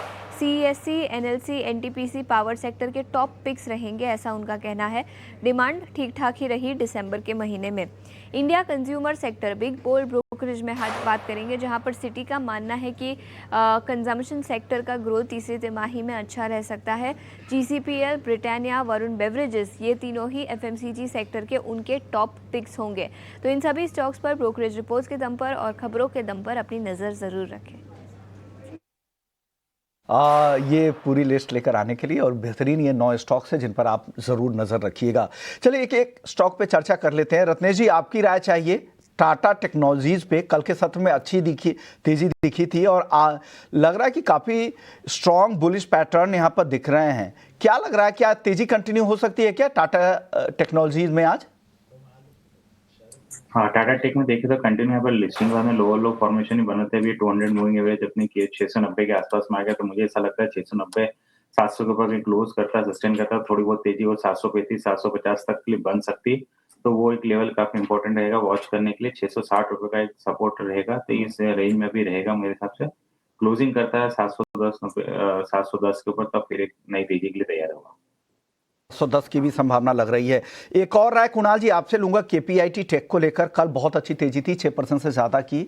यहाँ पर भी काफी बुलिश फॉर्मेशन दिख रहे हैं। क्या ये तेजी आज जारी रह सकती है क्या केपीआईटी टेक? क्या राय है sir? Well, view definitely positive side का है। यहाँ पे 1280 और 1280 के बाद ये स्टॉक 1330 तक के लेवल हमें दिखा सकता है। डेफिनेटली एक अच्छी खासी मोमेंटम कल के दिन में हमें देखने को मिली है और सपोर्ट भी लिया हुआ, वही सपोर्ट जो स्टॉक ने पहले 2 बार लिया हुआ था। तो यहाँ पे एक बार है कि नई खरीदारी करके चलने की सलाह तो बिल्कुल नहीं रहेगी, क्योंकि रिस्क जो नई खरीदारी के लिए उतना फेवरेबल नहीं है। लेकिन जिनके पास ऑलरेडी पोजीशन है और कल में अगर पोजीशन बनाई है, उनके लिए ये व्यू जरूर से है कि एक बार होल्ड करके चलिए। 1280 से लेकर 1340 तक के लेवल ये स्टॉक हमें आने वाले दिनों में दिखा सकता है। तो चलिए यहाँ पर रखते हैं नज़र केपीआईटी टेक और अन्य आईटी काउंटर्स जो कि कल अच्छा प्रदर्शन कर रहे थे। आज किस तरीके से उनमें मूव आता है, क्या ऐसे थोड़े से सुस्त मार्केट या गिरावट भरे बाजार में आईटी काउंटर सपोर्ट करते हैं या नहीं, ये देखना इंटरेस्टिंग होगा। पर आज इंटरग्लोब एविएशन फिर से एक बार फोकस में ज़रूर रह सकता है, क्योंकि कंपनी ने कुछ नए एयरक्राफ्ट की एडिशंस किए हैं और आगे चल के भी जो है वो देख रहे हैं कि उनके एयरक्राफ्ट लगभग ये जो फर्स्ट एयरबस A320 XLR है वो 9 और ऐसे एयरक्राफ्ट जो हैं जोड़ेंगे इस साल में। डिफेंस काउंटर्स पर भी देखिए कुछ सेंटिमेंटल पॉजिटिव इम्पैक्ट ज़रूर आ सकता है, क्योंकि देखिए डिफेंस काउंटर्स को लेकर यूएस में जिस तरीके की कमेंट्री डोनाल्ड ट्रंप की आई है, जहां पर पूरी डिफेंस की स्पेंडिंग को जो है उन्होंने बढ़ा दिया है और प्रपोजल है कि 50% तक जंप होगा। और जिस तरीके की जियोपॉलिटिकल टेंशंस हम देख भी रहे हैं, लगातार हम हाईलाइट कर भी रहे थे किस तरीके से BEL, भारत डायनामिक्स, HAL जैसे काउंटर्स जो है मूव दिखा रहे हैं। रत्नेश जी, फिलहाल क्या राय रखते हैं आप डिफेंस काउंटर्स में? क्या जो एक शॉर्ट टर्म रैली आनी थी वो आ चुकी है या अभी भी तेजी की गुंजाइश है? बिल्कुल एक काफी लंबे टाइम का एक इसमें अंडर परफॉर्मेंस देखने को मिला। अब जाकर थोड़ा कंसोलिडेशन में तेजी आई है, पर अभी भी ऐसा कुछ सस्टेनेबल तेजी मुझे नहीं दिखाई दे रही। डिफेंस एक जरूर यहाँ से टेक्निकल बाउंस बैक जरूर आ रहे हैं, पर अभी ऊपर में हडल बहुत सारे हैं। तो मुझे ऐसा लगता है कि एक सस्टेनेबल तेजी के लिए थोड़ा सा कंसोलिडेशन और यहाँ पे देखने को मिलेगा सभी डिफेंस काउंटर में। उसके बाद में कहीं ना कहीं थोड़ी सी सस्टेनेबल तेजी देखने को मिलेगी। अभी सभी बहुत सारे स्टॉक्स अपने सभी की एवरेजेस के नीचे ट्रेड कर रहे हैं, तो एक ये थोड़ा सा यहाँ पे भी थोड़ा सा वरी फैक्टर करता है। डिफेंस काउंटर्स यहाँ पर रखते हैं नज़र पर। रत्नेश जी, खास तौर से एक बार BEL और HAL पर लेवल्स बता दीजिए, कौन से लेवल्स को ध्यान में रखना चाहिए? जी बिल्कुल, HAL का सबसे पहले देखिए तो मेरे हिसाब से जो इसको मेजर सप्लाई आएगा वो आएगा 4600 4605 4610 के आसपास में। इसके बाद में इसमें तेजी अच्छी से देखने को मिल सकती है जो इसको लेके जा सकती है 4800 रुपए के लिए। तो वो एक लेवल यहाँ पे HAL में देखने लायक रहेगा क्लोजिंग बेसिस के हिसाब से। और दूसरा BEL जो आपने पूछा, तो BEL जरूर आउट परफॉर्म कर रहा है। इसमें जो पूरे डिफेंस सेक्टर में जो इसमें गिरावट आई है वो काफी कम गिरावट पूरे compare to the other defence sector. तो 430 रुपए एक जरूर मेजर सप्लाई है। इसके आसपास अगर यहाँ पे आता है, थोड़ी सी प्रॉफिट बुकिंग बनेगी, क्लोजिंग देता है उसके ऊपर, तो नई तेजी रिज्यूम करेगा जो इसको 460 रुपए तक लेके जाएगा। ऑलराइट, तो चलिए BEL और साथ ही साथ HAL ये दोनों ही काउंटर्स पर ज़रूर नज़र रखेंगे। पर साथ ही साथ कुछ एक काउंटर्स आप देखिए MCX, BSE जैसे काउंटर्स किस तरीके से उनमें आउट परफॉर्मेंस आ रही है। और MCX अब देखिए 2300 के भी पार यहाँ पर जाते हुए दिखा है। अब तो यहाँ पे नए मैनेजमेंट की भी नियुक्ति हो गई है। एक बार कुणाल, MCX के लिए लेवल्स बताइए, क्या यहाँ पर ध्यान में रखें? इतनी तेज़ी के बाद क्या थोड़ा सा सतर्क होना चाहिए या फिर अभी भी आपको लगता है कि तेज़ी बरकरार रहेगी? कल डेफिनेटली तेजी बरकरार रहेगी। 2310 के अराउंड स्टॉक ट्रेड कर रहा है और एक अच्छे खासे लेवल हमें स्टॉक ने दिखाए हैं। व्यू यहाँ से और फर्दर अपसाइड के मोमेंटम का ये है, लाइटली चांसेस से 2380 से लेकर 2420 तक के लेवल ये स्टॉक दिखा सकते हैं, इसमें कोई दो राय नहीं है। लेकिन हाँ, एक का कंसर्न ये है कि नई खरीदारी करके चलने की सलाह तो बिल्कुल नहीं रहेगी, क्योंकि रिस्क रिवॉर्ड नई खरीदारी के लिए उतना फेवरेबल नहीं है। सो अगर किसी व्यूअर्स के पास अगर पोजीशन है तो एक बार होल्ड करके देखिए। 2380 से लेकर 2450 तक के लेवल ये स्टॉक हमें आने वाले दिनों में दिखा सकता है। ठीक है, M6 को लेकर ये व्यू हो गया, नई खरीदारी करने की सलाह नहीं है। अविनाश जी, दो न्यूली लिस्टेड कंपनी की को लेकर आपसे व्यू लेना चाहेंगे। LG इलेक्ट्रॉनिक्स का हम देख रहे हैं कि 3 महीने का इन्वेस्टर लॉक इन आज खुल रहा है और लगभग 1.5 करोड़ शेयर सप्लाई के लिए आएंगे। अब जो हाई बना था करीब 1750 रुपए के आसपास का, वहां से शेयर लगभग 17% नीचे हम देख रहे हैं। हालांकि इशू प्राइस से तो अभी भी काफी ठीक ठाक ऊपर आप ये शेयर दिखाई देगा। तो LG को लेकर क्या भी होगा, क्योंकि कल हमने देखा था कि मीशो का लॉक इन खुला 1 महीने का, मीशो में 5% का लोअर सर्किट लग गया। एक और मैनेजमेंट लेवल पर एक रेजिग्नेशन भी है, मीशो उसके चलते भी आज फोकस में रहेगा। क्या भी होगा आपका दोनों शेयरों को लेकर सर? नहीं, शॉर्ट टर्म में तो अभिषेक डेफिनेटली ये बिकवाली का प्रेशर थोड़ा सा स्टॉक के प्राइस में आपको देखने को मिलेगा। हो सकता है स्टॉक थोड़ा सा गिरे, ऑलरेडी स्टॉक मेरे ख्याल से इस बात को डिस्काउंट कर चुका है। लेकिन मेरा मानना है कि Q3 के नंबर्स काफी स्ट्रांग होने की अपेक्षा है, क्योंकि ये फेस्टिवल क्वार्टर था और अगर फंडामेंटली परफॉर्मेंस अच्छा आता है तो उसके बाद एक रिबाउंड भी आएगा। तो मुझे लगता है कि जिनको लंबी अवधि के लिए खरीदना है, मेरे ख्याल से अगर स्टॉक निचले लेवल पे मिलता है तो आपको एक्यूमुलेट करना चाहिए, क्योंकि कंज्यूमर ड्यूरेबल और कंज्यूमर इलेक्ट्रॉनिक स्पेस में ये काफी बड़ा दिग्गज प्लेयर है। होपफुली आने वाला साल भी इनके लिए काफी अच्छा रहेगा। तो डेफिनेटली वीकनेस में अगर कोई खरीदेगा और थोड़ा लंबा अवधि के लिए टाइम फ्रेम रखता है तो इसमें अच्छा एक रिस्क रिवॉर्ड बन सकता है। ठीक है, LG को लेकर ये भी हो गया। और निश्चित तौर पर फेस्टिवल सीजन तो थे ही, शादियों का भी सीजन था और सरकार ने जो GST का तोहफा दिया इन कंपनीज के लिए भी काफी ज्यादा वो पॉजिटिव साबित हुआ। स्पेशली अगर हम कंज्यूमर्स की बात करें तो देखते हैं कि अर्निंग्स में इनके किस तरह के रिफ्लेक्ट होते हैं। वॉल्यूम वगैरह तो हो सकता है कि थोड़े बढ़ते हुए आपको नजर आए। तो LG इलेक्ट्रॉनिक्स आज थोड़ा कमजोर खुलने के संकेत दे रहा है। प्री ओपन में जो लेवल सेटल हुए हैं वो 1% नीचे के हैं। बाजार की जरा देखते हैं कि प्री ओपन लेवल कहां पर सेटल हो चुके हैं। निफ्टी जो गिफ्ट निफ्टी संकेत दे रहा था उसके मुकाबले थोड़ा बेहतर प्रदर्शन तो आपको नजर आएगा, क्योंकि 35 अंक नीचे ही निफ्टी खुलने जा रहा है। निफ्टी बैंक की बात करें तो लगभग 100 अंकों के आसपास की गिरावट होगी ओपनिंग पर और एक भी शेयर ना तो 1% ऊपर दिख रहा है ना तो 1% नीचे है। टाटा स्टील में जो रिकॉर्ड प्रोडक्शन की जो खबर आई थी उसके चलते 1% के गेंस आपको दिखाई देंगे शेयर में। श्रीराम फाइनेंस में हमने देखा था कि थोड़ी लॉन्ग अनवाइंडिंग हुई थी और श्रीराम फाइनेंस आज लगभग 0.5% ऊपर आपको नजर आएगा। SBI लाइफ में थोड़ी बाइंग आएगी। ट्रेंड काफी ज्यादा पिट चुका है, गिर के भाव 4000 रुपए के आसपास इसके आ चुके हैं क्वार्टरली अपडेट्स के बाद। लेकिन आज थोड़ी बहुत हो सकता है कि बाइंग आपको लौटती हुई दिखाई दी। लेकिन सन फार्मा लगभग 1% नरम आपको नजर आएगा शुरुआत में। इसके अलावा ग्रासिम में थोड़ी सी कमजोरी, NTPC थोड़ा कमजोर दिखाई देगा।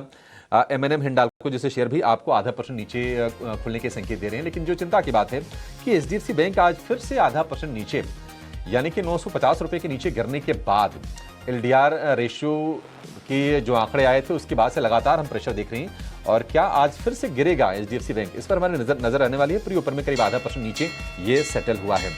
चलिए, ओपनिंग के लेवल आपकी स्क्रीन पर आ गए हैं। निफ्टी की जो शुरुआत हुई है करीब 40 अंक नीचे शुरुआत हुई है और निफ्टी बैंक 100 अंक नीचे खुलने के बाद थोड़ा सा रिकवर करता हुआ 25 अंकों के आसपास की गिरावट निफ्टी बैंक में रह गई है। तो सुस्त शुरुआत, मध्यम शुरुआत। सेंसेक्स 115-20 अंक नीचे, यानी कि अपने रीसेंट ऑल टाइम हाई से लगभग 1000 पॉइंट नीचे आपको सेंसेक्स अपना नजर आएगा। 84,800 के आसपास के लेवल है। निफ्टी बैंक 50 अंक नीचे, निफ्टी है 36 अंक नीचे। इस वक्त लेवल को जरा होने देते हैं सेटल। इंडिया विक्स करीब 1.25% के आसपास को उछाले, 10 के ऊपर का इंडिया विक्स है। और एडवांस डिक्लाइन का जो रेशियो है वो भी थोड़ा सा मंदी की तरफ टिल्टेड है, क्योंकि 1062 शेयर हम देख रहे हैं कि गिरावट के साथ कारोबार कर रहे हैं NSE पर, और 928 शेयर जो हैं वो खुले हैं तेजी के साथ। तेजी कहां पर हो रही है? निफ्टी में BL सबसे ज्यादा करीब 1% ऊपर है, टाटा स्टील में 0.5% के आसपास गेन है। HCL टेक तेजी थोड़ी सी और बढ़ रही है, 0.5% की तेजी HCL टेक में है। इंटरग्लोब एविएशन को लेकर नुवामा की रिपोर्ट आई थी, उन्होंने होल्ड की रेटिंग दी थी। थोड़ी सी बाइंग हम इंटरग्लोब में आते हुए देख रहे हैं। एयरक्राफ्ट के कुछ डेटा भी आए थे। इसके अलावा टाइटन में कल का अप मूव जो है आज भी वो कायम है, हालांकि गेन हुए थोड़े से सीमित है, 0.25% के आसपास की तेजी है। ICICI बैंक तेजी को थोड़ा सा और बढ़ा रहा है, 0.25% की बाइंग उसमें हम देख रहे हैं। लेकिन बाजार के लिए जो चिंता का सबब है निश्चित तौर पर कुछ दिग्गज शेयरों की अगर हम बात कर लें तो टीसीएस कमजोर है करीब 1% के आसपास, रिलायंस में हम आधे % के आसपास की नरमी देख रहे हैं। मारुति सुजुकी कल 3% गिरने के बाद आज फिर से हम देख रहे हैं कि कमजोरी ही शेयर में आपको दिखाई देगी, हालांकि कमजोरी आधे % के आसपास की है। एचडीएफसी बैंक खुला तो नीचे, खुला आज 944 पर, लेकिन फिलहाल 948 पर थोड़ी सी बाइंग लोअर लेवल से आई है। एक सपाट कारोबार आपको होता हुआ नजर आएगा इस शेयर में। हिंडाल्को सबसे ज्यादा कमजोर लगातार चला है शेयर, आप ये याद रखिए, 1% के आसपास की नरमी इस शेयर में है। और सन फार्मा डॉक्टर रेड्डीज में प्रॉफिट टेकिंग हो रही है, 1% की गिरावट इन दोनों शेयरों में आपको दिखाई देगी। और कंजम्पशन वाले शेयर थोड़े से नरम हैं, टाटा कंज्यूमर, एशियन पेंट्स भी आज आपको नरमी पर ही खुलते हुए दिखाई दे रहे हैं।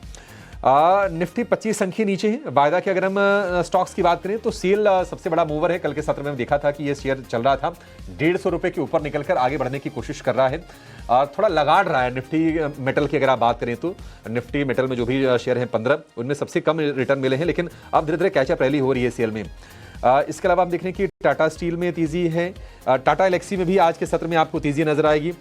एंजल वन स्टॉक स्प्लिट को लेकर इस पर फैसला आने वाला है और हम देख रहे हैं कि करीब 1% ऊपर आपको शेयर नजर आएगा। एचएल में करीब 1% के आसपास की तेजी। एमसीएक्स अपनी तेजी को और कंसोलिडेट कर रहा है 2300 रुपए के ऊपर जाने के बाद, और एमसीएक्स लगभग 0.25% ऊपर आपको कारोबार करता हुआ नजर आएगा। तो ये कुछ शेयर्स हैं जहां पर आज एक्शन तेज है, हालांकि बहुत बड़े मूवर्स नहीं है निफ्टी या फिर वायदा स्पेस में। इटर्नल करीब 1% ऊपर आ गया है, इस पर आप नजर रख के चलिएगा। और बीएल की जो तेजी है 1% के ऊपर की हो गई है। आज जो इंडाइसेस हैं जो बाजार में आज अपना इंपैक्ट क्रिएट कर रहे हैं, जरा उनकी बातचीत कर लेते हैं। सपोर्ट जो इंडेक्स कर रहे हैं, हम देख रहे हैं कि रियल एस्टेट में आज थोड़ी सी बाइंग है, हालांकि 0.25% से थोड़ी सी ज्यादा की बाइंग है। पावर शेयरों में थोड़ी सी बाइंग हो रही है। आईटी इंडेक्स सपाट है क्योंकि वहां पर कुछ शेयर चढ़ रहे हैं, कुछ शेयर गिरते हुए आपको नजर आएंगे। स्मॉल कैप मिड कैप में आपको हल्की सी बाइंग दिखेगी, मिड कैप सपाट है, स्मॉल कैप में थोड़ी सी बाइंग आपको नजर आएगी। अदरवाइज सारे के सारे जो इंडेक्स हैं आज कमजोरी के साथ ही कारोबार कर रहे हैं, लेकिन राहत की बात यह है कि कोई भी सेक्टोरल इंडेक्स 1% भी कमजोर नहीं है। बीएसई ऑयल एंड गैस करीब 0.6% नरम है। मेटल में भी थोड़ी थोड़ी प्रॉफिट टेकिंग आज के सत्र में हम देख रहे हैं। फार्मा भी कमजोर है, ऑटो में भी थोड़ी थोड़ी गिरावट हम देख रहे हैं। 0.25% के आसपास की नरमी ऑटो इंडेक्स में आपको नजर आएगी। बड़े एनएसई 500 की अगर बात करें तो आज बड़ी तेजी कहां पर है? बालाजी एमाइंस करीब 9% ऊपर, ये है आज का बिग शो। अल्काइल एमाइंस तो केमिकल वाले शेयर में गर्मी लौटी है, दोनों करीब बड़ी तेजी के साथ शुरुआत करते हुए दिखाई दे रहे हैं। इसके अलावा इंफ्रा स्टॉक में आईआरबी इंफ्रा ऊपर आपको नजर आएगा। ग्लैंड फार्मा में थोड़ी सी तेजी बढ़ी है। डिफेंस में गार्डन रीच, मझगांव डॉक 1.5% के आसपास की तेजी इन दोनों शेयरों में आपको दिखाई देगी। टाटा एलेक्सी था कल का सुपरस्टार, ब्रोकरेज के अपग्रेड से ये शेयर करीब 10% चढ़ा था और आज फिर से 1.5% के आसपास की मजबूती आप शेयर में देखेंगे। और रियल एस्टेट में ओबरॉय रियल्टी में 1.5% के आसपास की मजबूती है। इंडिया सीमेंट करीब 1% के ऊपर आपको नजर आएगा। गिरने वाले शेयरों की अगर हम बात करें तो हिंदुस्तान जिंक में 3% की नरमी, तो प्रॉफिट टेकिंग इसमें है जारी।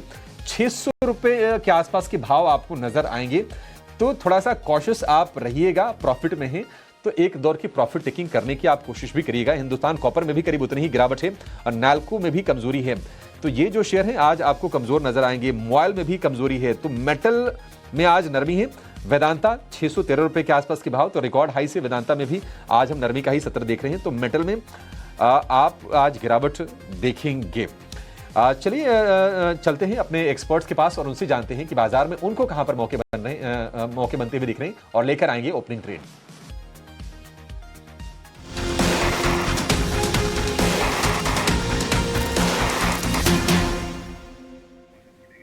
चलिए, बाजार की तो कमज़ोर शुरुआत हुई है, लेकिन आपके लिए स्टॉक में काफ़ी एक्शन यहाँ पर दिख रहे हैं, और वो कौन से एक्शन है, शुरुआती ट्रेड्स क्या है, ये जान लेते हैं। कुणाल जी, आप बताइए आपकी तरफ से ओपनिंग ट्रेड्स आज। वेल, ओपनिंग ट्रेड में बात करें तो सर एक बहुत ही बढ़िया स्टॉक है, जो स्टॉक का नाम है यूपीएल है। 805 का अराउंड ये स्टॉक ट्रेड कर रहा है। बहुत ही बड़ा ब्रेकआउट स्टॉक ने दिया हुआ है 775 के लेवल के ऊपर। अभी जो स्टॉक जिस हिसाब से लेवल पे ट्रेड कर रहा है, नए हाई के पास स्टॉक ट्रेड कर रहे हैं। 805 का अराउंड है, खरीदारी करके चलिए। लोअर लेवल पे हम यहाँ पे जो एसएल मेंटेन करके चलेंगे सर, वो एसएल देगा 790 का। स्टॉक फिलहाल 805 के अराउंड ट्रेड कर रहा है। टारगेट की बात कर लेते हैं तो पहला टारगेट हमें यहाँ पे जो देखने को मिलेगा वो रहेगा 824 का रहेगा। 824 का ब्रेक होता है तो फिर आपको ऊपरी लेवल पे 835 तक के भी टारगेट देखने को मिल सकते हैं। सो यहाँ पे डेफिनेटली जो व्यू है वो खरीदारी करके चलने का ही है यूपीएल का 790 के एसएल के साथ। खरीदने की सलाह 790 का स्टॉप लॉस, 824 पहला टारगेट, दूसरा टारगेट है 835 का। रत्नेश जी आप बताइए आपके तरफ से ओपनिंग ट्रेड्स। जी मुझे ऐसा लगता है मिड कैप में कंटिन्यू मोमेंटम रहेगा। इसमें जीपीपीएल इसमें काफी एक अच्छा ब्रेकआउट दिखाई दे रहा है। 197 के आसपास खरीदारी की सलाह, 192 का स्टॉप लॉस लगा के ऊपर में जो टारगेट बन सकता है यहाँ पे 2000 सॉरी माफ कीजिएगा 208 210 के आसपास तक का टारगेट यहाँ पे बन सकता है। तक के भी टारगेट बन सकते हैं। गुजरात पीपावाव को लेकर जीपीपीएल के लेकर ये राय है। इस बीच हमारे साथ गौरव शर्मा भी जुड़ गए हैं ग्लोब कैपिटल से। गौरव जी गुड मॉर्निंग, बताइए आपका बाजार को लेकर पहले एक छोटा सा राय दें और फिर अपने ओपनिंग ट्रेड्स दें। मोहन जी गुड मॉर्निंग, सभी पैनलिस्ट को भी नमस्कार एंड व्यूअर्स को भी। बाजार का एक म्यूट स्टार्ट हुआ है समवॉट। कल के सेशन में जो हमने देखा बाजार के अंदर एक डोजी कैंडलस्टिक के साथ क्लोजिंग हुई, आज एक फ्लैटिश ओपनिंग हुई। It is very important Nifty index अपने लोअर लेवल्स को होल्ड करे। सपोर्ट्स की बात करें तो 26,050 से 26,000 की रेंज में अच्छे सपोर्ट्स हैं, लेकिन बाइंग इंटरेस्ट तब तक नहीं आएगा जब तक कल का हाई यानी कि बाजार लगभग 26,200 के आसपास नहीं आता है, तब तक मैं कोई सस्टेनेबल बाइंग इंटरेस्ट नहीं एक्सपेक्ट कर रहा हूँ। उसके ऊपर निकलता है तो हम इंट्राडे के लिए लॉन्ग पोजीशंस इनिशिएट कर सकते हैं। बैंक एक्स की जहां तक बात है तो बैंक एक्स कल के सेशन में भी रिलेटिवली स्ट्रांग रहा। अपने डेज लो बनाने के बाद ऊपरी स्तरों पे आके बंद हुआ और अभी भी bank x somewhat better perform कर रहा है। तो आई थिंक ये कुछ ऐसे संकेत हैं दैट बैंक एक्स अब तैयार हो रहा है ये रनअप को लीड करने के लिए। थोड़ा सा अभी वेट एंड वॉच का सिचुएशन है। आई थिंक शुरुआती आधा घंटा बहुत ज्यादा क्रूशियल रहेगा। और आप अपने पिक भी बता दीजिए सर, कहां पर नजर रखिए, आपके टॉप ट्रेड्स क्या हैं? ओवरऑल अभी मैं बाय साइड के साथ ही अपना पोजीशन मेंटेन कर रहा हूं। जो पहला स्टॉक आज मैंने चुना है बाय साइड के लिए that is Ipca labs. Pharma stocks के अंदर अच्छी एक बाइंग मोमेंटम पिछले कुछ दिनों से हम देख रहे हैं। मुझे इप्का लैब के शेयर के अंदर ये मोमेंटम कंटिन्यू होता हुआ नजर आ रहा है। करंट लेवल इज 1510 बाय कर सकते हैं। 1475 का स्टॉप लॉस लगाना है एंड 1600 तक के एक पोजिशनल बेसिस पे मैं टारगेट्स एक्सपेक्ट कर रहा हूँ। ओके, तो इप्का लैब आपको जी दूसरी कॉल बता दीजिए सर। जी जो दूसरा स्टॉक चुना है that is delivery logistics space से 420-21 की रेंज में है। थोड़ा सा प्रीएम्प्ट जरूर कर रहा हूं मैं इसे। एक अच्छा मूव आने की गुंजाइश है। एक बार अपना हाई कट जाता है 425 एक लेवल का जो कि कल का मूव था, उसके बाद एक स्मार्ट मूव के अपेक्षा की जा सकती है। 408 का स्टॉप लॉस लेना है और 440 के इमीडिएट नियर टर्म टारगेट्स में एक्सपेक्ट कर रहा हूं। दोनों ही शेयर्स ये पोजिशनल बेसिस पे हैं। ओके, पोजिशनल नजरिया ये स्टॉक्स को लेकर आपकी तरफ से आ गई है। आज रियल एस्टेट एक ऐसा सेक्टर है जहां पर सबसे अच्छी तेजी यहां पर बनती दिख रही है। अनंतराज देखिए 2% से ज़्यादा, Oberoi realty, Lodha, DLF, Godrej properties, ये सारे नाम हैं ठीक ठाक तेजी दिखा रहे हैं। 1 से 2.5% तक की तेजी है।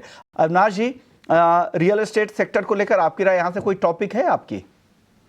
नहीं, मुझे लगता है कि देखिए रियल एस्टेट में जो तीसरी तिमाही होगी वो काफी अच्छी रहेगी। आई थिंक कंपनी जैसे अनंतराज है, मुंबई में ओबेरॉय रियल्टी है, यहाँ पे मेरे ख्याल से निवेश का एक मौका बन सकता है। अनंतराज में तो हमको लगता है कि इनका तो डेटा सेंटर बिजनेस भी बहुत अच्छा चल रहा है और कहीं ना कहीं मैनेजमेंट ने कमेंट्री भी Q2 के बाद बहुत अच्छी दी थी। ओवरऑल मुझे लगता है कि जिस प्रकार का नंबर वॉल्यूम ग्रोथ और इन्वेंट्री सेल का जो पिक्चर बड़े प्लेयर्स ने दिया है, इससे यही लगता है कि तीसरी तिमाही काफी अच्छी रहेगी। उसके बाद जो इम्पैक्ट मेरे ख्याल से इंटरेस्ट रेट का है प्लस जो ओवरऑल कंजम्पशन का है, इसमें कोई डाउट नहीं कि आने वाला साल इनके लिए काफी अच्छा रहेगा। तो अनंतराज हमारा टॉपिक रहेगा। यहाँ पे डेफिनेटली करंट लेवल पे कोई इन्वेस्ट करना चाहे तो अगले 12-15 महीने के लिए अच्छा रिस्क बन सकता है। जहाँ पे एक फेवरेट काउंटर ज़रूर बनता हुआ दिख रहा है, बट आज देखिए जितने भी मेटल काउंटर्स हैं उनमें जमकर बिकवाली होती हुई दिख रही है। जहाँ पर हिंदुस्तान जिंक की अगर बात कर ले तो 3.5% लुढ़का हुआ दिख रहा है। हिंडाल्को निफ्टी का टॉप लूजर फिलहाल बन चुका है और साथ ही साथ टाटा स्टील, JSW स्टील जैसे काउंटर्स में भी लगभग 1% की गिरावट है। ऑटो काउंटर्स आज फिर से प्रेशर में आते हुए दिख रहे हैं। कल देखिए एकाएक कोई खास न्यूज़ फ्लो नहीं था, बट उसके बावजूद भी काफ़ी इंटेंसिफाइड सेलिंग प्रेशर हमने ऑटो काउंटर्स में देखा। वो थोड़ा चौंकाने वाला ज़रूर था। आज देखते हैं कि किस तरीके से ऑटो काउंटर्स फ्लेयर करते हैं। बट गौरव, एक बार पहले मेटल्स पे बात कर लेते हैं। मेटल काउंटर्स में बिकवाली हो रही है, क्या व्यू रखते हैं आप यहाँ पे? क्या अभी भी खरीदारी के मौके ढूंढे या फिर हाल फिलहाल की वॉलेटिलिटी के बाद जिन लोगों ने निचले स्तरों पे लॉन्ग किया है उनको जो है थोड़ा बहुत प्रॉफिट बुक कर लेना चाहिए? आपकी राय। Good morning. Hi Sushri, morning. I think एक बेसिक सा एक प्रॉफिट टेकिंग की वेव है और वो एक हेल्दी साइन है। अगर यहाँ से एक्सटेंड होती है और मेटल स्टॉक्स के अंदर हमें 5 से 8 या 10% की फर्दर गिरावट देखने को मिलती है तो बहुत अच्छा रहेगा। बिकॉज एक एवरेज मेटल कंपनी की अगर मैं बात करूं पिछले 1 से 1.5 महीने में, उनमें 10 से 30% के बीच का उछाल आ चुका है। अब उसके बाद स्टेबलाइज होना इंपॉर्टेंट होता है, तो I think this is a welcome move because overall the trend for metal companies and for base and pressure metals ये पॉजिटिव ही है। तो चलिए, मेटल काउंटर्स यहाँ पर अभी कोई बिकवाली खास नहीं करनी है। देखिए, थोड़ा सा सेक्टर के लिए ही प्रेशर ज़रूर है, क्योंकि टाटा स्टील जो Q3 अपडेट्स आए थे और डोमेस्टिक मार्केट में जो डबल डिजिट ग्रोथ रही वो काफ़ी स्ट्रॉन्ग थी, बट उसके बावजूद भी स्टॉक देखिए फिलहाल लाल निशान में और लगभग सपाट ट्रेड कर रहा है। एक बार एंजल वन की भी बात करते हैं, क्योंकि अपनी Q3 यानी अपनी मंथली अपडेट्स, माफ़ कीजिएगा, उस पर जो है बहुत स्ट्रांगली रिएक्ट करता है ये काउंटर हर बार। और इस बार हमने फिर से देखा है कि हालांकि इनके जो एवरेज डेली वॉल्यूम्स हैं उनमें थोड़ी बहुत बढ़त ज़रूर आई है, बट फिर भी कुछ खास आंकड़े नहीं रहे हैं एंजल वन के, और ऊपरी स्तरों से प्रेशर भी बन रहा है। एक बार कुणाल परार, आपकी राय एंजल वन पे, क्योंकि शुरुआत इसकी हरे निशान में हुई थी, अब लाल निशान में फिसलता हुआ दिख रहा है और लगातार ये काउंटर जो है एक प्रेशर में ही है। एंजल वन की बात करें, फिलहाल स्टॉक ऊपरी लेवल से अच्छा खासा करेक्टिव मोड में आ चुका है। 2455 के अराउंड है और ओपन हुआ था 2510 के अराउंड। जिस हिसाब से स्टॉक ट्रेड कर रहा है, लाइकली चांसेस है यहाँ पे 2390 तक के लेवल आपको ये स्टॉक दिखा सकता है। 2390 अगर आता है तो फिर आप वहां पर खरीदारी करके जा सकते हो। फिलहाल इसको अवॉइड करना बहुत बेहतर रहेगा। एंड अगर 2390 भी अगर ब्रेक होता है तो फिर लोअर लेवल पे जो रिसेंटली उसने लो दिखाया है 2320 तक के, वो भी स्टॉक दिखा सकता है। सो इसको फिलहाल अवॉइड करके चलिए, वही सबसे अच्छी स्ट्रेटेजी रहेगी। ऑलराइट, तो चलिए, एंजल वन यहाँ पर थोड़ी गिरावट ज़रूर देखने को मिल रही है। पिछले 1 महीने में भी लगभग 3% की हमने कमज़ोरी देखी है। बट इस बीच एक बार मारुति सुजुकी पर भी बात कर लेते हैं, क्योंकि देखिए कल ऑटो में जिस तरीके की गिरावट थी, कोई बड़ी वजह सामने नहीं आई थी, बट एकाएक लगभग 3.5% की कमज़ोरी जो है वो मारुति सुजुकी दिखा रहा है। हालांकि कुछ एक ब्रोकरेज रिपोर्ट ज़रूर थी जो कि अब Q3 के अर्निंग्स एस्टिमेट पर बात कर रही थी, और उस पर उनका मानना था कि मार्जिन्स मारुति सुजुकी के सबसे ज़्यादा इम्पॉर्टेंट होंगे देखने, वहाँ पर उनको कुछ बहुत ज़्यादा उम्मीद नहीं है। बट अब देखिए जिस तरीके के स्टील के प्राइसेस बढ़ रहे हैं डोमेस्टिक मार्केट में, आगे कंपनी रॉ मटेरियल बास्केट को लेकर क्या कमेंट्री देती है वो सबसे अहम होगा, क्योंकि वॉल्यूम्स तो लगातार सपोर्टिव हैं अक्रॉस द सेगमेंट। एक बार क्विकली गौरव, आपसे मारुति सुजुकी और साथ ही साथ ऑटो पैक में से हीरो मोटोकॉर्प पर आप अपनी राय दीजिए, क्योंकि दोनों ही जो है एक बड़े आउट परफॉर्मर्स रहे हैं, लीडर्स हैं अपने अपने स्पेस के, बट अभी फिलहाल चार्ट स्ट्रक्चर क्या स्टोरी बता रहा है? Overall positioning at large metal space के लिए पॉजिटिव है। 2025 में मेजॉरिटी ऑफ मेटल स्टॉक्स की परफॉर्मेंस काफी शानदार रही है, रादर आउट परफॉर्म किया है। यस, पिछले 2 दिनों में रादर, आज का दिन तो अभी चल ही रहा है, थोड़ी सी नरम है शुरुआत, नथिंग टू बैड एक्चुअली। कल का लो अभी भी होल्ड कर रहा है। आई थिंक जब तक वो है तब तक slight level of optimism available है। अगर यहाँ से निकलता भी है तो I don't see a very meaningful downside. Supports नजदीक हैं, 16,200 की रेंज में मुझे अच्छे सपोर्ट्स नजर आते हैं। एंड जैसे आपने मेटल के बढ़ती कीमतों की बात की, I think that should not be a worry, because I am expecting budget के बाद यहाँ से अनाउंसमेंट्स आनी स्टार्ट हो जाएंगी और 2 से 3% की एक एवरेज वृद्धि की मैं उम्मीद कर रहा हूँ ऑटो मेकर्स से। They clearly pass on to the end users और वहां से उनके प्राइसेस बढ़ जाते हैं। So this is a normal trend which the industry follows. Hero MotoCorp की आप और चर्चा कर रहे थे, बहुत ही शानदार परफॉर्मेंस है, अभी भी हायर लेवल्स पे होल्ड कर रहा है, नथिंग टू बैड। अगर कोई भी इंटरमीडिएट गिरावट आती है that should be considered a buying opportunity. 5,850 के आसपास अगर ये स्टॉक मिले तो from a positional stand point एक अच्छा लेवल बनेगा लॉन्ग्स इनिशिएट करने के लिए, specially for those who have missed out.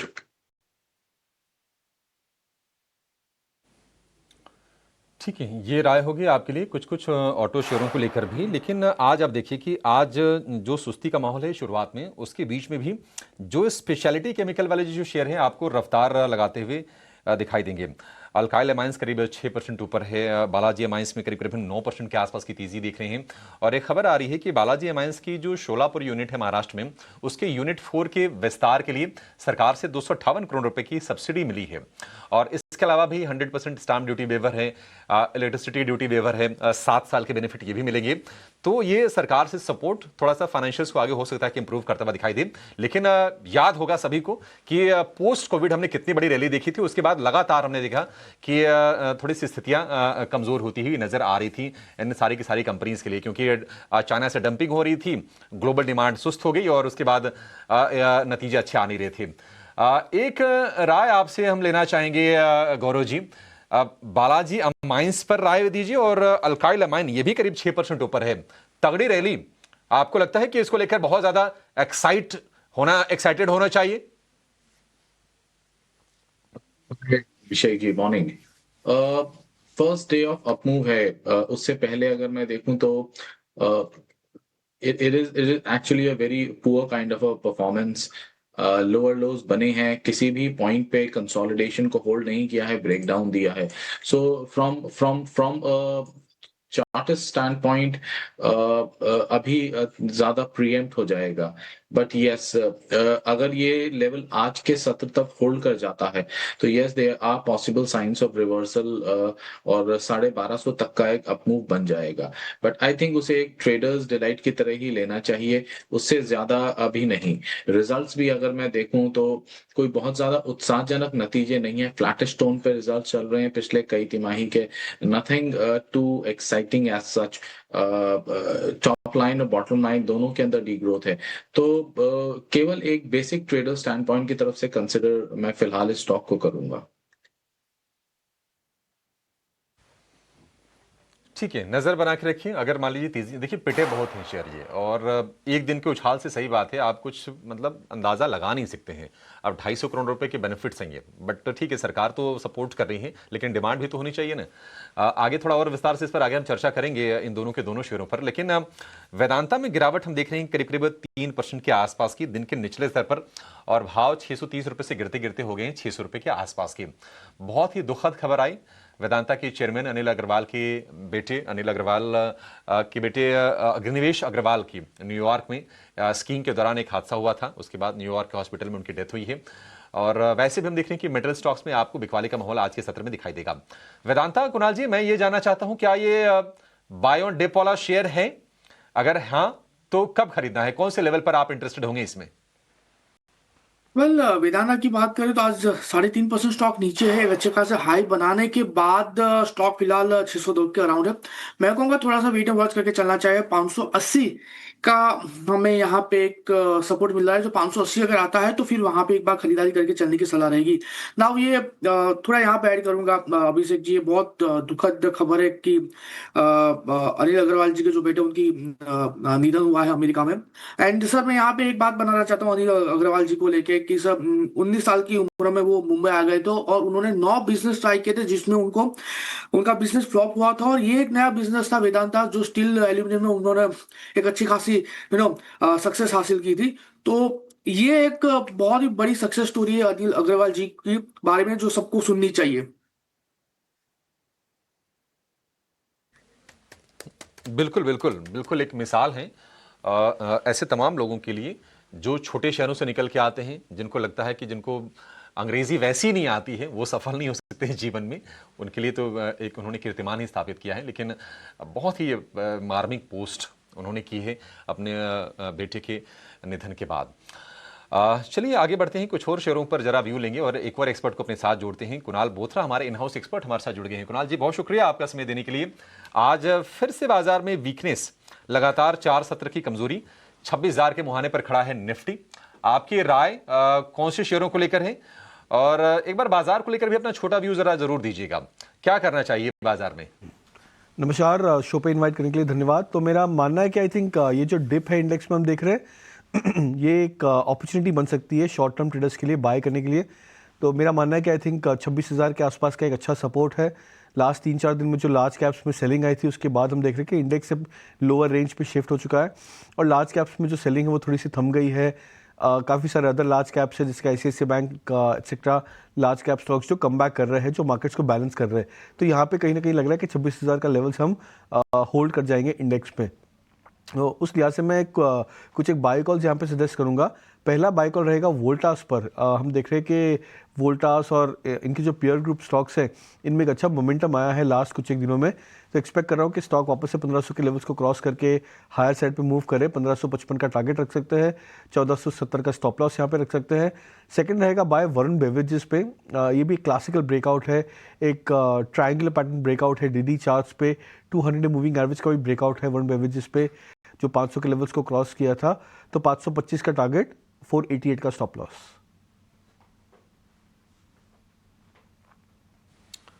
ठीक है, वरुण बेवरेजेस को लेकर ये व्यू 1% के आसपास की गिरावट। वोल्टास भी नरम है लेकिन वोल्टास को लेकर भी बुलिश व्यू, क्योंकि वोल्टास भी लगातार तेजी के साथ हम देख रही थी। कल 1500 रुपए के ऊपर निकला था, आज हल्की सी प्रॉफिट टेकिंग है, लेकिन लगता नहीं कि इसके मोमेंटम में कोई दिक्कत आने वाली है। 1555 रुपए के टारगेट दे रहे हैं कुणाल जी वोल्टास को लेकर। कुछ और स्टॉक्स आपके लिए जरा हम समझते हैं, क्योंकि बाजार में जो गिरावट है, अगर हम स्पेशली निफ्टी की बात करें तो वो बढ़ती हुई नजर आ रही है, क्योंकि जो बड़े स्टॉक्स हैं कुछ बाजार को वो कमजोर करने का काम कर रहे हैं। मारुति पर तो उन्होंने व्यू आगे पिछले हमने ले लिया था, लेकिन एक राय जरा मैं TCS पर लेना चाहूंगा आपसे कुणाल जी। TCS 2% नीचे, जहां खुला वहां से और नीचे आ रहा है। क्या TCS को यहां से शॉर्ट कर सकते हैं? नतीजों पर नजर रहने वाली है 12 तारीख को इसके। देखो, आई थिंक जनरली मेरा मानना है कि रिजल्ट्स के पहले स्टॉक्स पे अगर आप ट्रेड करो तो बहुत ही ज़्यादा केयरफुल होना पड़ता है, बिकॉज आप स्पेकुलेटिव पोजीशंस खेल रहे हो जहाँ पे एक बहुत बड़ा इवेंट हो सकता है जो स्टॉक के लिए एक मेजर टर्निंग पॉइंट बन सकता है। तो उस लिहाज से मेरा मानना है कि आई थिंक TCS के स्टॉक को अवॉइड करना चाहिए शॉर्टिंग साइड पे, क्योंकि स्टॉक ने मेजर ब्रेकडाउन दिया नहीं है अभी तक शॉर्ट टर्म सपोर्ट्स पे। 3200 का शॉर्ट टर्म सपोर्ट है TCS पर। लास्ट आई थिंक वीक में भी जब स्टॉक ने सपोर्ट दिया था यहाँ से, तो एक 100 पॉइंट का एक अच्छा उछाल आया था स्टॉक प्राइस में। तो अगर 3200 के लेवल्स को क्रॉस कर जाए डाउन साइड पे, तब मेरा मानना है कि एक अच्छा शॉर्ट बन सकता है स्टॉक पर। बट इसकी जो रिस्क रहेगी वो रहेगी रिजल्ट्स, बिकॉज जनरली हम देखते हैं कि रिजल्ट्स के आसपास या उसके जस्ट बाद स्टॉक में जनरली एक इन्फ्लेक्शन पॉइंट बनता है, एक नया मूव आता है। तो उस लिहाज से थोड़ा सा सावधान या थोड़ा सा केयरफुल हो जाना चाहिए। ओके, तो ये राय TCS को लेकर है। स्विगी पे नज़र डालेंगे क्योंकि इसके वो ओपन इंटरेस्ट बढ़ते दिख रहे हैं और दाम गिर रहे हैं। 1.5% से ज़्यादा टूट गया शुरुआती कारोबार में ही। क्या ये वीकनेस और बढ़ सकती है क्या? कुणाल जी, आपसे ही राय लूँगा। जी हाँ, मेरा मानना है कि आई थिंक ये एक वीक स्टॉक है। इनफैक्ट स्विगी और अगर मैं इटल को भी यहाँ पे अगर क्लब करूँ, दोनों ही चार्ट्स मुझे इस शॉर्ट टर्म के दायरे में दोनों ही वीक लग रहे हैं। जो लास्ट 1 वीक 10 डेज में सेलिंग आई है दोनों ही स्टॉक में, ये इंडिकेट कर रहा है कि यहाँ पे ट्रेंड जो है, नियर टर्म ट्रेंड, वो एकदम नी जर्क नेगेटिव हो चुका है। वॉल्यूम्स थोड़े से ज़्यादा बढ़ रहे हैं स्टॉक प्राइसेस में अगर हम डेली चार्ट्स की बात करें तो, और मेजर सपोर्ट्स को ब्रेक किया है। और उसके बाद बाउंस भी अगर आ रहा है तो वो इंट्राडे बाउंस ज़्यादा लास्ट नहीं कर पा रहे स्टॉक प्राइसेस में। तो ये एक डेफिनेट साइन ऑफ वीकनेस है। यहाँ से मेरा एक्सपेक्टेशन है कि स्विगी करीबन 340-335 के लेवल्स को भी रीटेस्ट कर सकता है डाउन साइड में। हालांकि एक स्ट्रेट लाइन करेक्शन में एक्सपेक्ट नहीं कर रहा हूँ, एक माइनर बाउंसेस आ जाएंगे इन बिटवीन। बट अगर जो भी पोजिशनल ट्रेड करना चाहे या कोई अगर बाय करना चाहे तो मेरे अनुमान से आई थिंक थोड़ी सी जल्दी नहीं करनी चाहिए। 335-340 के लेवल्स तक वेट करना चाहिए। ओके, 335-340, यानी यहाँ से 20 रुपये और नीचे आने के बाद ही खरीदारी करें। थोड़ी गिरावट यहाँ पे कंटिन्यू हो सकती है। सिप्ला, कल की तेज गिरावट के बाद आज भी हल्की गिरावट है और ओपन इंटरेस्ट यहाँ पर भी बढ़े हैं। पिछले सेशन से देखें तो OI में करीब करीब 12% तक की बढ़ोतरी दिख रही है। गौरव जी, आपकी राय सिप्ला को लेकर? जी, ऑफ लेट सिप्ला के अंदर कुछ मीनिंगफुल मूव नहीं आया है। एक रेंज के अंदर ही ट्रेड किया है, 1460 on the down side, 1600 on the higher side. ये रेंज एक अच्छे 5-6 महीने के दौर की बनी हुई है, तो केवल मामूली सी 10% की रेंज है ये। आई थिंक एक बार अगर 460 का ये लेवल किसी तरीके से टूटता है तो फिर एक फर्दर गिरावट के आने के ब्राइट चांसेस बन जाएंगे। तो थोड़ा कॉशियस व्यू रख रहा हूं मैं सिप्ला के ऊपर।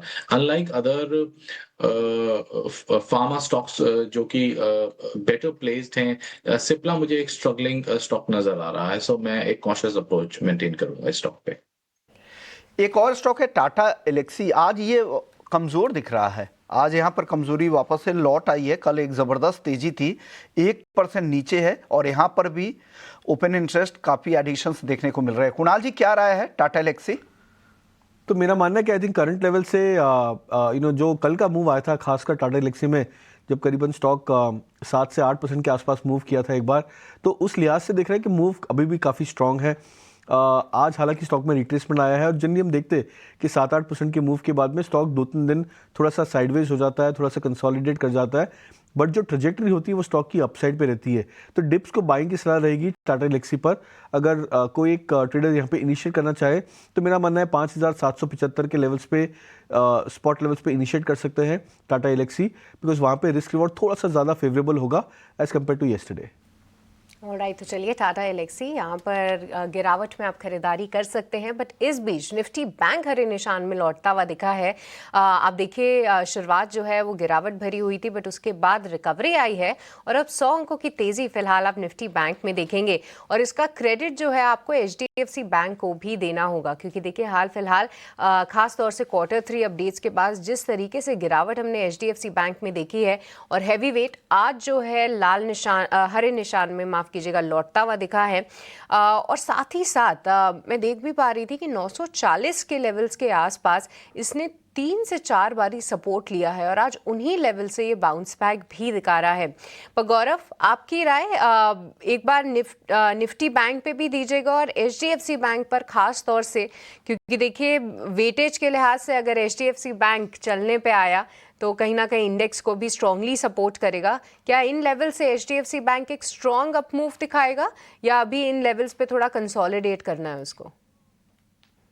यस सृष्टि, फर्स्टली यस, मैंने अपने ओपनिंग कमेंट्री में भी जैसे शेयर किया था कि Bankex is better placed when compared with Nifty index, और वही निकल कर आ रहा है। Nifty is trailing behind, Bankex is into the green now. अभी भी यहाँ से मुझे फॉर्मेशन अच्छी लग रही है। 150 स्पॉट लेवल में अगर एक बार ब्रीच होगा तो टुवर्ड्स 350-400 जोन की तरफ इंट्राडे में एक आगे बढ़ेगा। ट्रेडर्स वहां पे एक पोजीशन कंसिडर कर सकते हैं।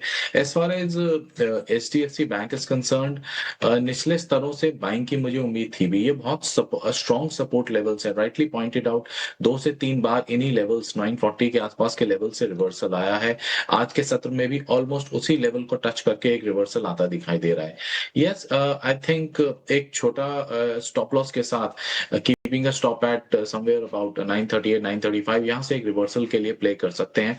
Little early, but yes, risk reward is very much favorable at these levels. Alright, तो रिस्क रिवॉर्ड फेवरेबल है फिलहाल HDFC बैंक में, तो इसको ध्यान में रखते हैं।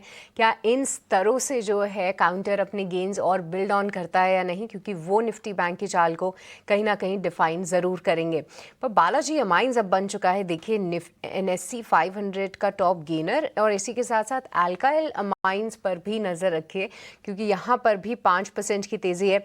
हालांकि बालाजी अमाइंस के लिए तो एक पॉजिटिव न्यूज़ फ्लो भी है, बट कहीं ना कहीं ये जो काउंटर्स रहते हैं उनमें जो है आप देख सकते हैं कि वॉल्यूम बैक्ड एक्शन रहता है, पर बहुत वॉलेटाइल रहता है। अच्छी न्यूज़ पे जितना तेज़ भागते हैं ख़राब मार्केट में उतनी वॉलेटिलिटी भी ये काउंटर्स दिखाते हैं। बट काफ़ी अच्छे मूव्स आज के सत्र में हम देख रहे हैं। देखा जाए तो कहीं ना कहीं जो कैप गुड्स कंपनीज़ हैं उनमें आज डिसेंट मूव्स हैं। और कुणाल, एक स्टॉक है AIA इंजीनियरिंग।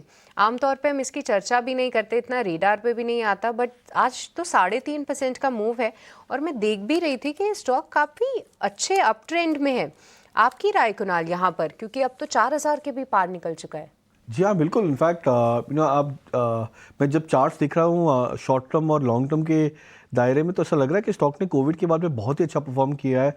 1,000-1,500 के आसपास स्टॉक था कोविड के लेवल्स के आसपास, और वहाँ से करीबन 4,500 से 5,000 के रेंज पर आ चुका था। तो एक 4x 5x kind of move stock में ऑलरेडी हम देख चुके हैं। बट उसके बाद भी जब एक करेक्शन आया था 2024 में, जैसे कि हम काफ़ी सारे मिड कैप्स और लार्ज कैप्स में देख रहे थे, रिसेलेक्टिव मूव काफ़ी स्ट्रॉन्ग है AIA इंजीनियरिंग में। तो ये इंडिकेट कर रहा है कि 3,000 का जो बेस है वो बहुत ही स्ट्रॉन्ग सपोर्ट है शॉर्ट स्टॉक के लिए लॉन्ग टर्म चार्ट्स पर। हायर साइड पे ऐसा लग रहा है कि स्टॉक वापस से 4,500 प्लस के लेवल्स को रीटेस्ट कर जाएगा। तो अच्छा मोमेंटम है स्टॉक में, ट्रेंड काफ़ी स्ट्रॉन्ग है लॉन्ग टर्म के नज़रिए से। तो 4500 का एक अप्रॉक्सीमेट टारगेट रेंज रख सकते हैं इस स्टॉक के लिए। ऑलराइट, 4500 का तक के लेवल्स रख सकते हैं एआई इंजीनियरिंग, यहाँ पर ध्यान ज़रूर रखते हैं। और देखिए ये लंबे समय का चार्ट हम आपके लिए लेकर आए हैं। कोविड लो से लेकर आप देखिए 106% के रिटर्न्स तो दिए हैं, बट साथ ही साथ किस तरीके के ब्रेकआउट की तैयारी कर रहा है ये काउंटर, क्या उन लेवल्स तक जाएगा या नहीं, ये देखना सबसे ज़्यादा इंटरेस्टिंग होगा। एक यू शेप फॉर्मेशन तो ज़रूर उसकी तैयारी में है। बट आज देखिए ऑटो काउंटर्स, हालांकि कुछ काउंटर्स अच्छा कर रहे हैं, ओईएम साइड कुछ में गिरावट हावी है, बट टायर काउंटर्स की तेज़ दौड़ जारी है। खास तौर से अपोलो टायर्स और सीएट की बात करें तो यहाँ पे लगभग 0.25% की तेज़ी है। गौरव, अपोलो या सीएट में से कोई स्टॉक जो कि फ़िलहाल अभी पसंद हो, क्योंकि देखिए पूरा ओईएम स्पेस में तो ऑलरेडी बहुत बेहतरीन मूव है, टायर काउंटर्स की थोड़ी कैचअप रैली आना बाकी है। आप क्या राय रखते हैं? मैं बिल्कुल सहमत हूं आपसे दैट ऑटो एंसिलरी स्पेस एक ब्राइट और एक स्वीट स्पॉट पे है। हम उम्मीद कर रहे हैं इन हाउस व्यू हमारा पॉजिटिव है पूरी ऑटो एंसिलरी स्पेस पे, and tyres are a part of it. So जिस हिसाब से रबर की कीमतों में भी नमी है तो उनके मार्जिन इंप्रूव होते हुए नजर आ रहे हैं, टॉप लाइन ग्रोथ हमें देखने को मिलेगा। आपने कंपैरिजन दो शेयर के बीच में पूछा है, that is CEAT and Apollo Tyres. Firstly both are well placed. CEAT थोड़ा लेगार्ड है, इसलिए इस लेवल पे इसे कंसिडर कर सकते हैं। एक और प्लस पॉइंट है that CET is trading near its support levels 3700 support level काफी नजदीक है, देयरफॉर अपवर्ड मूव की गुंजाइश अच्छी खासी है और रिस्क लिमिटेड है। तो I think I will go with CET at the moment. चलिए अपोलो टायर्स और सीएट दोनों में से ही कोई एक चुनाव करना है तो सीएट फिलहाल बेटर प्रीज लग रहा है। और देखिए हाल फिलहाल सीएट थोड़ा टाइम वाइज करेक्शन भी दिखा चुका है और उसके बाद देख सकते हैं कि स्टॉक में एक अपवर्ड ट्रेंड फिलहाल बनता हुआ। तो चलिए इन काउंटर्स पर नज़र ज़रूर रखेंगे। बट इस बीच निफ्टी बैंक लगभग सपाट, निफ्टी 50 अब देखिए 26,070 के पास है। देखते हैं कि 26,000 का लेवल किस तरीके से वो होल्ड करता है और साथ ही साथ कैसे उसको बरकरार रखने में कायम रहता है। बट ट्राइडेंट यहाँ पर भी आज अच्छे मूव्स आ रहे हैं, लगभग 7.5% की तेज़ी है। देखिए ये काउंटर की भी आमतौर पर इतनी चर्चा नहीं होती है, बट आज बहुत स्ट्रॉन्ग मूव्स हैं। कुणाल, क्या लग रहा है कि ये वॉल्यूम बैक मूव्स हैं ट्राइडेंट में? हाँ, ये वॉल्यूम बैक मूव्स है बिकॉज फिलहाल ऐसा लग रहा है कि स्टॉक में करीबन 2 से सवा 2 करोड़ की वॉल्यूम्स हो चुकी है, जबकि ऑन एन एवरेज इसमें करीबन 25 लाख या 30 लाख के आसपास वॉल्यूम्स होती है। एटलीस्ट लास्ट हम 10-15 दिन से तो यही पैटर्न देख रहे थे। तो ये एक इंडिकेशन है कि स्टॉक में एक प्राइस वॉल्यूम ब्रेकआउट हो रहा है। जनरली ऐसे स्टॉक्स को हम एटलीस्ट 1 या 2 डेज तक हम ट्रैक करते हैं, बिकॉज जनरली ऐसा होता है कि बहुत बार स्टॉक्स में प्राइस वॉल्यूम ब्रेकआउट आ जाता है, बट उसके बाद ट्रेंड्स फिजल आउट हो जाते हैं, वॉल्यूम्स इमीडिएटली ड्रॉप डाउन हो जाता है और उसके बाद में स्टॉक वापस से करेक्टिव वेव में आता है। तो उस लिहाज से ऐसा लग रहा है कि इनिशियल वेव काफ़ी स्ट्रॉन्ग है, बट क्या ये कन्फर्मेशन देगा या क्या ये फॉलो थ्रू देगा हायर साइड पे, उसके वजह से मुझे ऐसा लग रहा है कि 1-2 दिन और ट्रैक करना चाहिए स्टॉक को।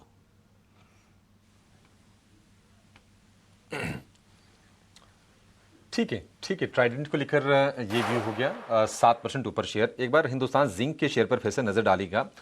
करीब 5% ये टूट गया है और 600 रुपए के नीचे आके आपको कारोबार करता हुआ नजर आएगा। तो प्रॉफिट टेकिंग यहाँ पर चल रही है और आप जरा ना सतर्क रहिएगा, क्योंकि इतनी बड़ी रैली हुई है तो फॉल भी हो सकता है कि फिर सीवियर हो, क्योंकि ऐसा तो होगा नहीं कि हमेशा ही चलते रहेंगे शेयर। ये जिस रफ्तार से चले हैं वो तो बड़ा अद्भुत रहा है। आज हिंदुस्तान कॉपर भी करीब 4% नीचे है, दिन के निचले स्तर पर आपको नजर आएगा। और एनएमडीसी, वेदांता, कुछ और शेयर है, मोबाइल जहां पर हमने 2.5% से लेकर 3% के आसपास की नरमी देख रही है। तो इन स्टॉक्स पर आप नजर बना के चलिएगा। आज मेटल सबसे ज्यादा गिरने वाला शेयर है, इंडेक्स है। निफ्टी बैंक हरे निशान में, क्योंकि आईसीसी बैंक और एसबीआई से सपोर्ट मिला है। एचडीएफसी बैंक की रिकवरी ने मदद की है इंडेक्स को 60,000 के ऊपर लाने में। लेकिन चलिए आगे बढ़ने से पहले ये जान लेते हैं कि ऑप्शंस में आपकी कमाई कहां पर होगी। लेकर आएंगे ऑप्शंस के चैंपियन को।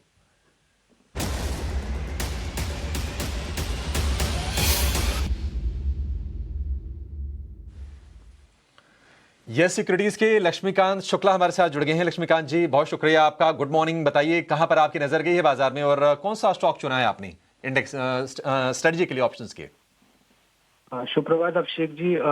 तो आज के ऑप्शन में हम LIC हाउसिंग फाइनेंस का पुट ऑप्शन रिकमेंड करेंगे बाय के लिए। यहाँ पर हमें एक राइजिंग चैनल का ब्रेकडाउन दिख रहा है और RSI भी अपनी बेरिश टेरिटरी में ट्रेड कर रहा है। तो मुझे लगता है अगर 535 के नीचे स्टॉक गिरता है तो इसमें फर्दर करेक्शन देखने को मिल सकता है और अभी भी फिलहाल अपने ये सभी अपने की मूविंग एवरेज के नीचे ही सस्टेन कर रहा है। ओवरऑल सेंटिमेंट थोड़ी बेरिश नजर होते हुए आ रहे हैं एलआईसी हाउसिंग फाइनेंस में। तो 540 का पुट ऑप्शन बाय करने की सलाह रहेगी, जो कि हमें 11.50 रुपीज के आसपास मिल जाएगा। इसमें स्टॉप लॉस हमें रखना है 7 रुपीज का और जो टारगेट रखना है 22 रुपीज।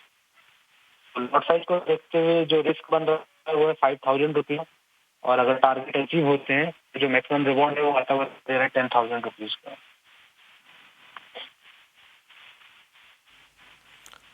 ठीक है। एलआईसी हाउसिंग को लेकर रिव्यू 540 वाली पुट खरीदनी है, यानी कि लक्ष्मीकांत जी को लगता है कि शेयर यहां से और अभी नीचे जाएगा। 535 पर आपको कारोबार करता हुआ दिखाई देगा। आधे % के आसपास की नरमी है कैश में। 540 वाली पुट आपको मिल जाएगी 12 रुपए पर और इसके लिए टारगेट बनेगा 22 का, स्टॉप लॉस होगा 7 का, अधिकतम मुनाफा 10,000 रुपए, अधिकतम नुकसान जो होगा वो होगा 5,000 रुपए के आसपास का प्रति लॉट के हिसाब से। ये कैलकुलेशन आपकी स्क्रीन पर है। लक्ष्मीकांत जी, बहुत शुक्रिया आपका आज समय देने के लिए और ये बेहतरीन स्ट्रेटजी हमारे दर्शकों को बताने के लिए।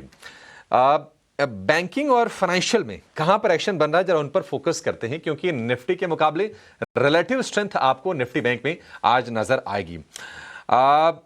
M&M फाइनेंशियल थोड़ी रिकवर करने की कोशिश ही शेयर कर रहा है, करीब 2.25% ऊपर आपको नजर आएगा M&M फाइनेंशियल का। इसके अलावा हम अच्छा उज्जीवन स्मॉल फाइनेंस बैंक पर जरा व्यू ले लेते हैं। और कुणाल जी, व्यू आपसे चाहिए। स्ट्रॉन्ग काउंटर ये रहा है, अच्छी खबरें आई हैं, क्वार्टरली जो अपडेट्स आए हैं वो भी अच्छे निकल के आए हैं। क्या होगी आपकी राय? ओह, अच्छा ठीक है, कुणाल जी हमारे साथ नहीं है, गौरव जी हैं। Gaurav ji, Ujjivan small finance bank 3% ऊपर, कितनी तेजी आप मौजूदा स्तर से देख रहे हैं? अभिषेक जी, फॉर्मेशन स्ट्रांग है। ऑफलेट एक मूव भी आ चुका है नियर टर्म में, लगभग 52 रुपए से चलता हुआ 60 के करीब आ गया है। रेजिस्टेंस नजदीक है 62 रुपए के अराउंड। इनिशियली तो मैं 62 का एक लेवल देख रहा हूं। ट्रेडर्स को वहां पे बुकिंग कंसिडर करनी चाहिए। एक बार वो लेवल सरपास करेगा डिसाइसिवली और कपल ऑफ डेज का क्लोजिंग देगा उसके ऊपर, देन हम फर्दर अपसाइड के लिए कंसिडर करेंगे। एज ऑफ नाउ 62 का लेवल देखता हूं मैं स्टॉक। ठीक है, 62 के लेवल देख रहे हैं उज्जीवन स्मॉल फाइनेंस बैंक में। एक राय जरा बीएसई पर ले लेते हैं, क्योंकि हमने देखा था कि कैपिटल मार्केट रिलेटेड जो शेयर्स थे कल भी अप मूव था और आज भी मोमेंटम कुछ हद तक कायम है। बीएसई में लगभग 1% के आसपास की तेजी है। तो 2600 रुपए के नीचे डिप करके 2580 तक गया था, वहां से हम देख रहे हैं कि धीरे धीरे करके लगभग 200 रुपए के आसपास की रैली बीएसई में लोअर लेवल से हो चुकी है। बीएसई, गौरव जी, यहां से भी खरीदना है क्या राय होगी आपकी? अभिषेक जी, पॉजिटिव राय है। स्टेडिली अप मूव पोस्ट कर रहा है। लंबे स्तरों के चार्ट को भी देखूं तो भी जब भी इसके अंदर डिप आया है दैट इज बॉट फॉर, और इसीलिए शेयर अपने उच्चतम स्तरों के नजदीक ही ट्रेड कर रहा है। अभी भी कंसिडर किया जा सकता है। Even we are positive on the entire capital market space. Therefore from long term stand point also exchange related share whether it BSE और एमसीएक्स, दोनों के अंदर हमारा एक पॉजिटिव व्यू है।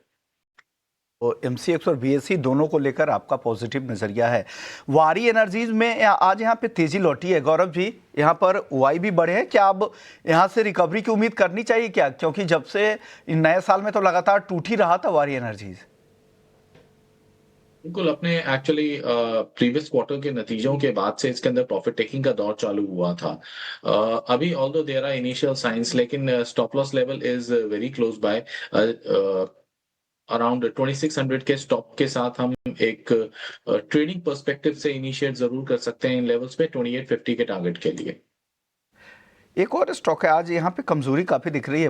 वैसे तो पूरा मेटल स्पेस ही गिर रहा है, मेटल पे हमने काफी चर्चा भी की, लेकिन नाल्को पे एक चर्चा कर लेते हैं। ये काफी यहाँ पे शॉर्ट्स भी बिल्ड होते दिख रहे हैं। गौरव जी, क्या ट्रेंड में कुछ बदलाव दिख रहा है क्या? नाल्को और गिर सकता है क्या? यस, थोड़ा प्रॉफिट टेकिंग की गुंजाइश जरूर है, because one way up move आया है, अब उसके बाद एक kind of a relief rally की पॉसिबिलिटी हमेशा बनी जाती है, काउंटर रैली की पॉसिबिलिटी। आई थिंक 320 तक आ सकता है ये स्टॉक। तो अगर वो आता भी है तो ये वेलकम मूव की तरह लेना चाहिए। बाय ऑन डिप्स की सलाह रहेगी इस स्टॉक पे। लायन डिप्स नाल्को को लेकर। ब्रिटानिया को लेकर बताइए, ये भी आज कमजोर है और दिसंबर के सेकेंड हाफ के जो डेटा थे, 15 दिसंबर के बाद के जो डेटा थे FIIs के, वो काफ़ी उन्होंने FMCG सेक्टर में काफ़ी बिकवाली की है। ब्रिटानिया आज काफ़ी कमजोर है, 2.25% से ज़्यादा गिरावट दिखा रहा है डेरिवेटिव मार्केट में। क्या लग रहा है ब्रिटानिया में क्या करना चाहिए सर?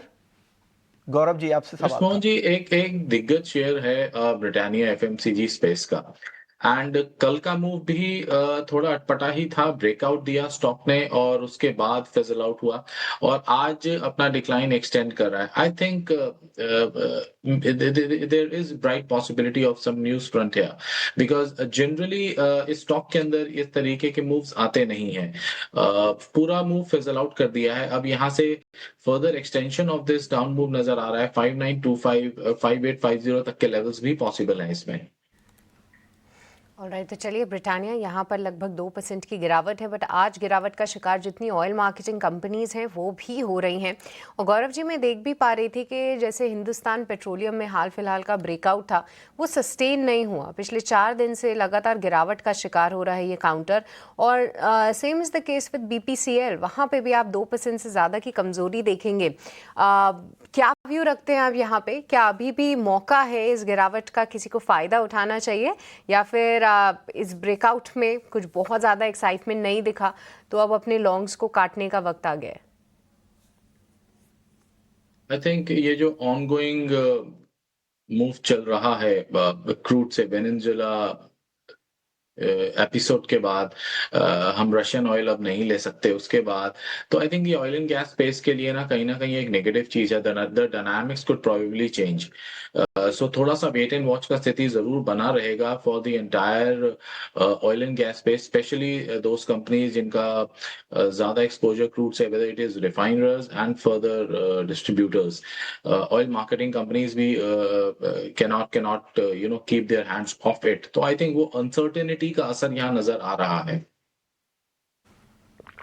जी हाँ, बिल्कुल, अनसर्टन टाइम्स तो हैं ही, पर गौरव जी, BPCL, HPCL अगर किसी की ऑलरेडी पोजीशन है तो उनको यहाँ पर क्या करना चाहिए? I firmly believe that all the 3 oil marketing companies ये कभी भी ना एक ट्रेडर्स डिलाइट नहीं रहे हैं। यहाँ पे थोड़ा सा मीडियम टू लॉन्ग टर्म का व्यू रखा जाना चाहिए। They are good dividend payers as well. PSU companies है, बहुत स्ट्रॉन्ग इनका हमेशा ही मोमेंटम नहीं, एक स्ट्रॉन्ग परफॉर्मेंस रहता है। तो ये जो गिरावट है उसे एक मीडियम से लंबी अवधि के लिए तो सर्टेनली ग्रेजुअली अक्यूमुलेट करना चाहिए। जिनके पास ऑलरेडी पोजीशन है, आई थिंक होल्ड ऑन रखें। यहाँ पे कुछ ना कुछ उछाल एक निचले स्तरों से हमें देखने को मिलेगा। स्पेसिफिकली लेवल्स की बात करूं तो price point close to 350 352 for BPCL, ये डाउन साइड पे सपोर्ट्स नजर आते हैं, and for Hind petro it is around 458 458 रुपए। ऑलराइट, तो चलिए, मध्यम से लंबी अवधि के लिए आप इन लेवल्स पे एक्यूमुलेट कर सकते हैं। ये फिलहाल राय आती हुई OMCs पे। पर गौरव जी, इसी के साथ हम आपका बहुत बहुत शुक्रिया करना चाहेंगे, आज आपने समय निकाला, ढेर सारे स्टॉक्स और सेक्टर्स पर हमसे चर्चा भी की। शुक्रिया। Thank you so much Srishti, always a pleasure. Alright, तो चलिए अब मार्केट्स पे एक बार फिर से नज़र डाल दें। लाल निशान में तो ट्रेड कर ही रहे हैं, बट ढेर सारे स्टॉक्स और सेक्टर्स जो हैं वो फोकस में हैं। लगातार हम उन पे चर्चा भी कर रहे हैं और देखते हैं ब्रॉडर मार्केट से किस तरीके का पार्टिसिपेशन आता है।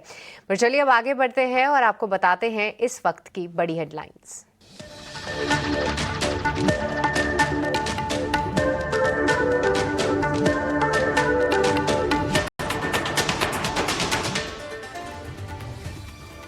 बाजार में लगातार चौथे दिन गिरावट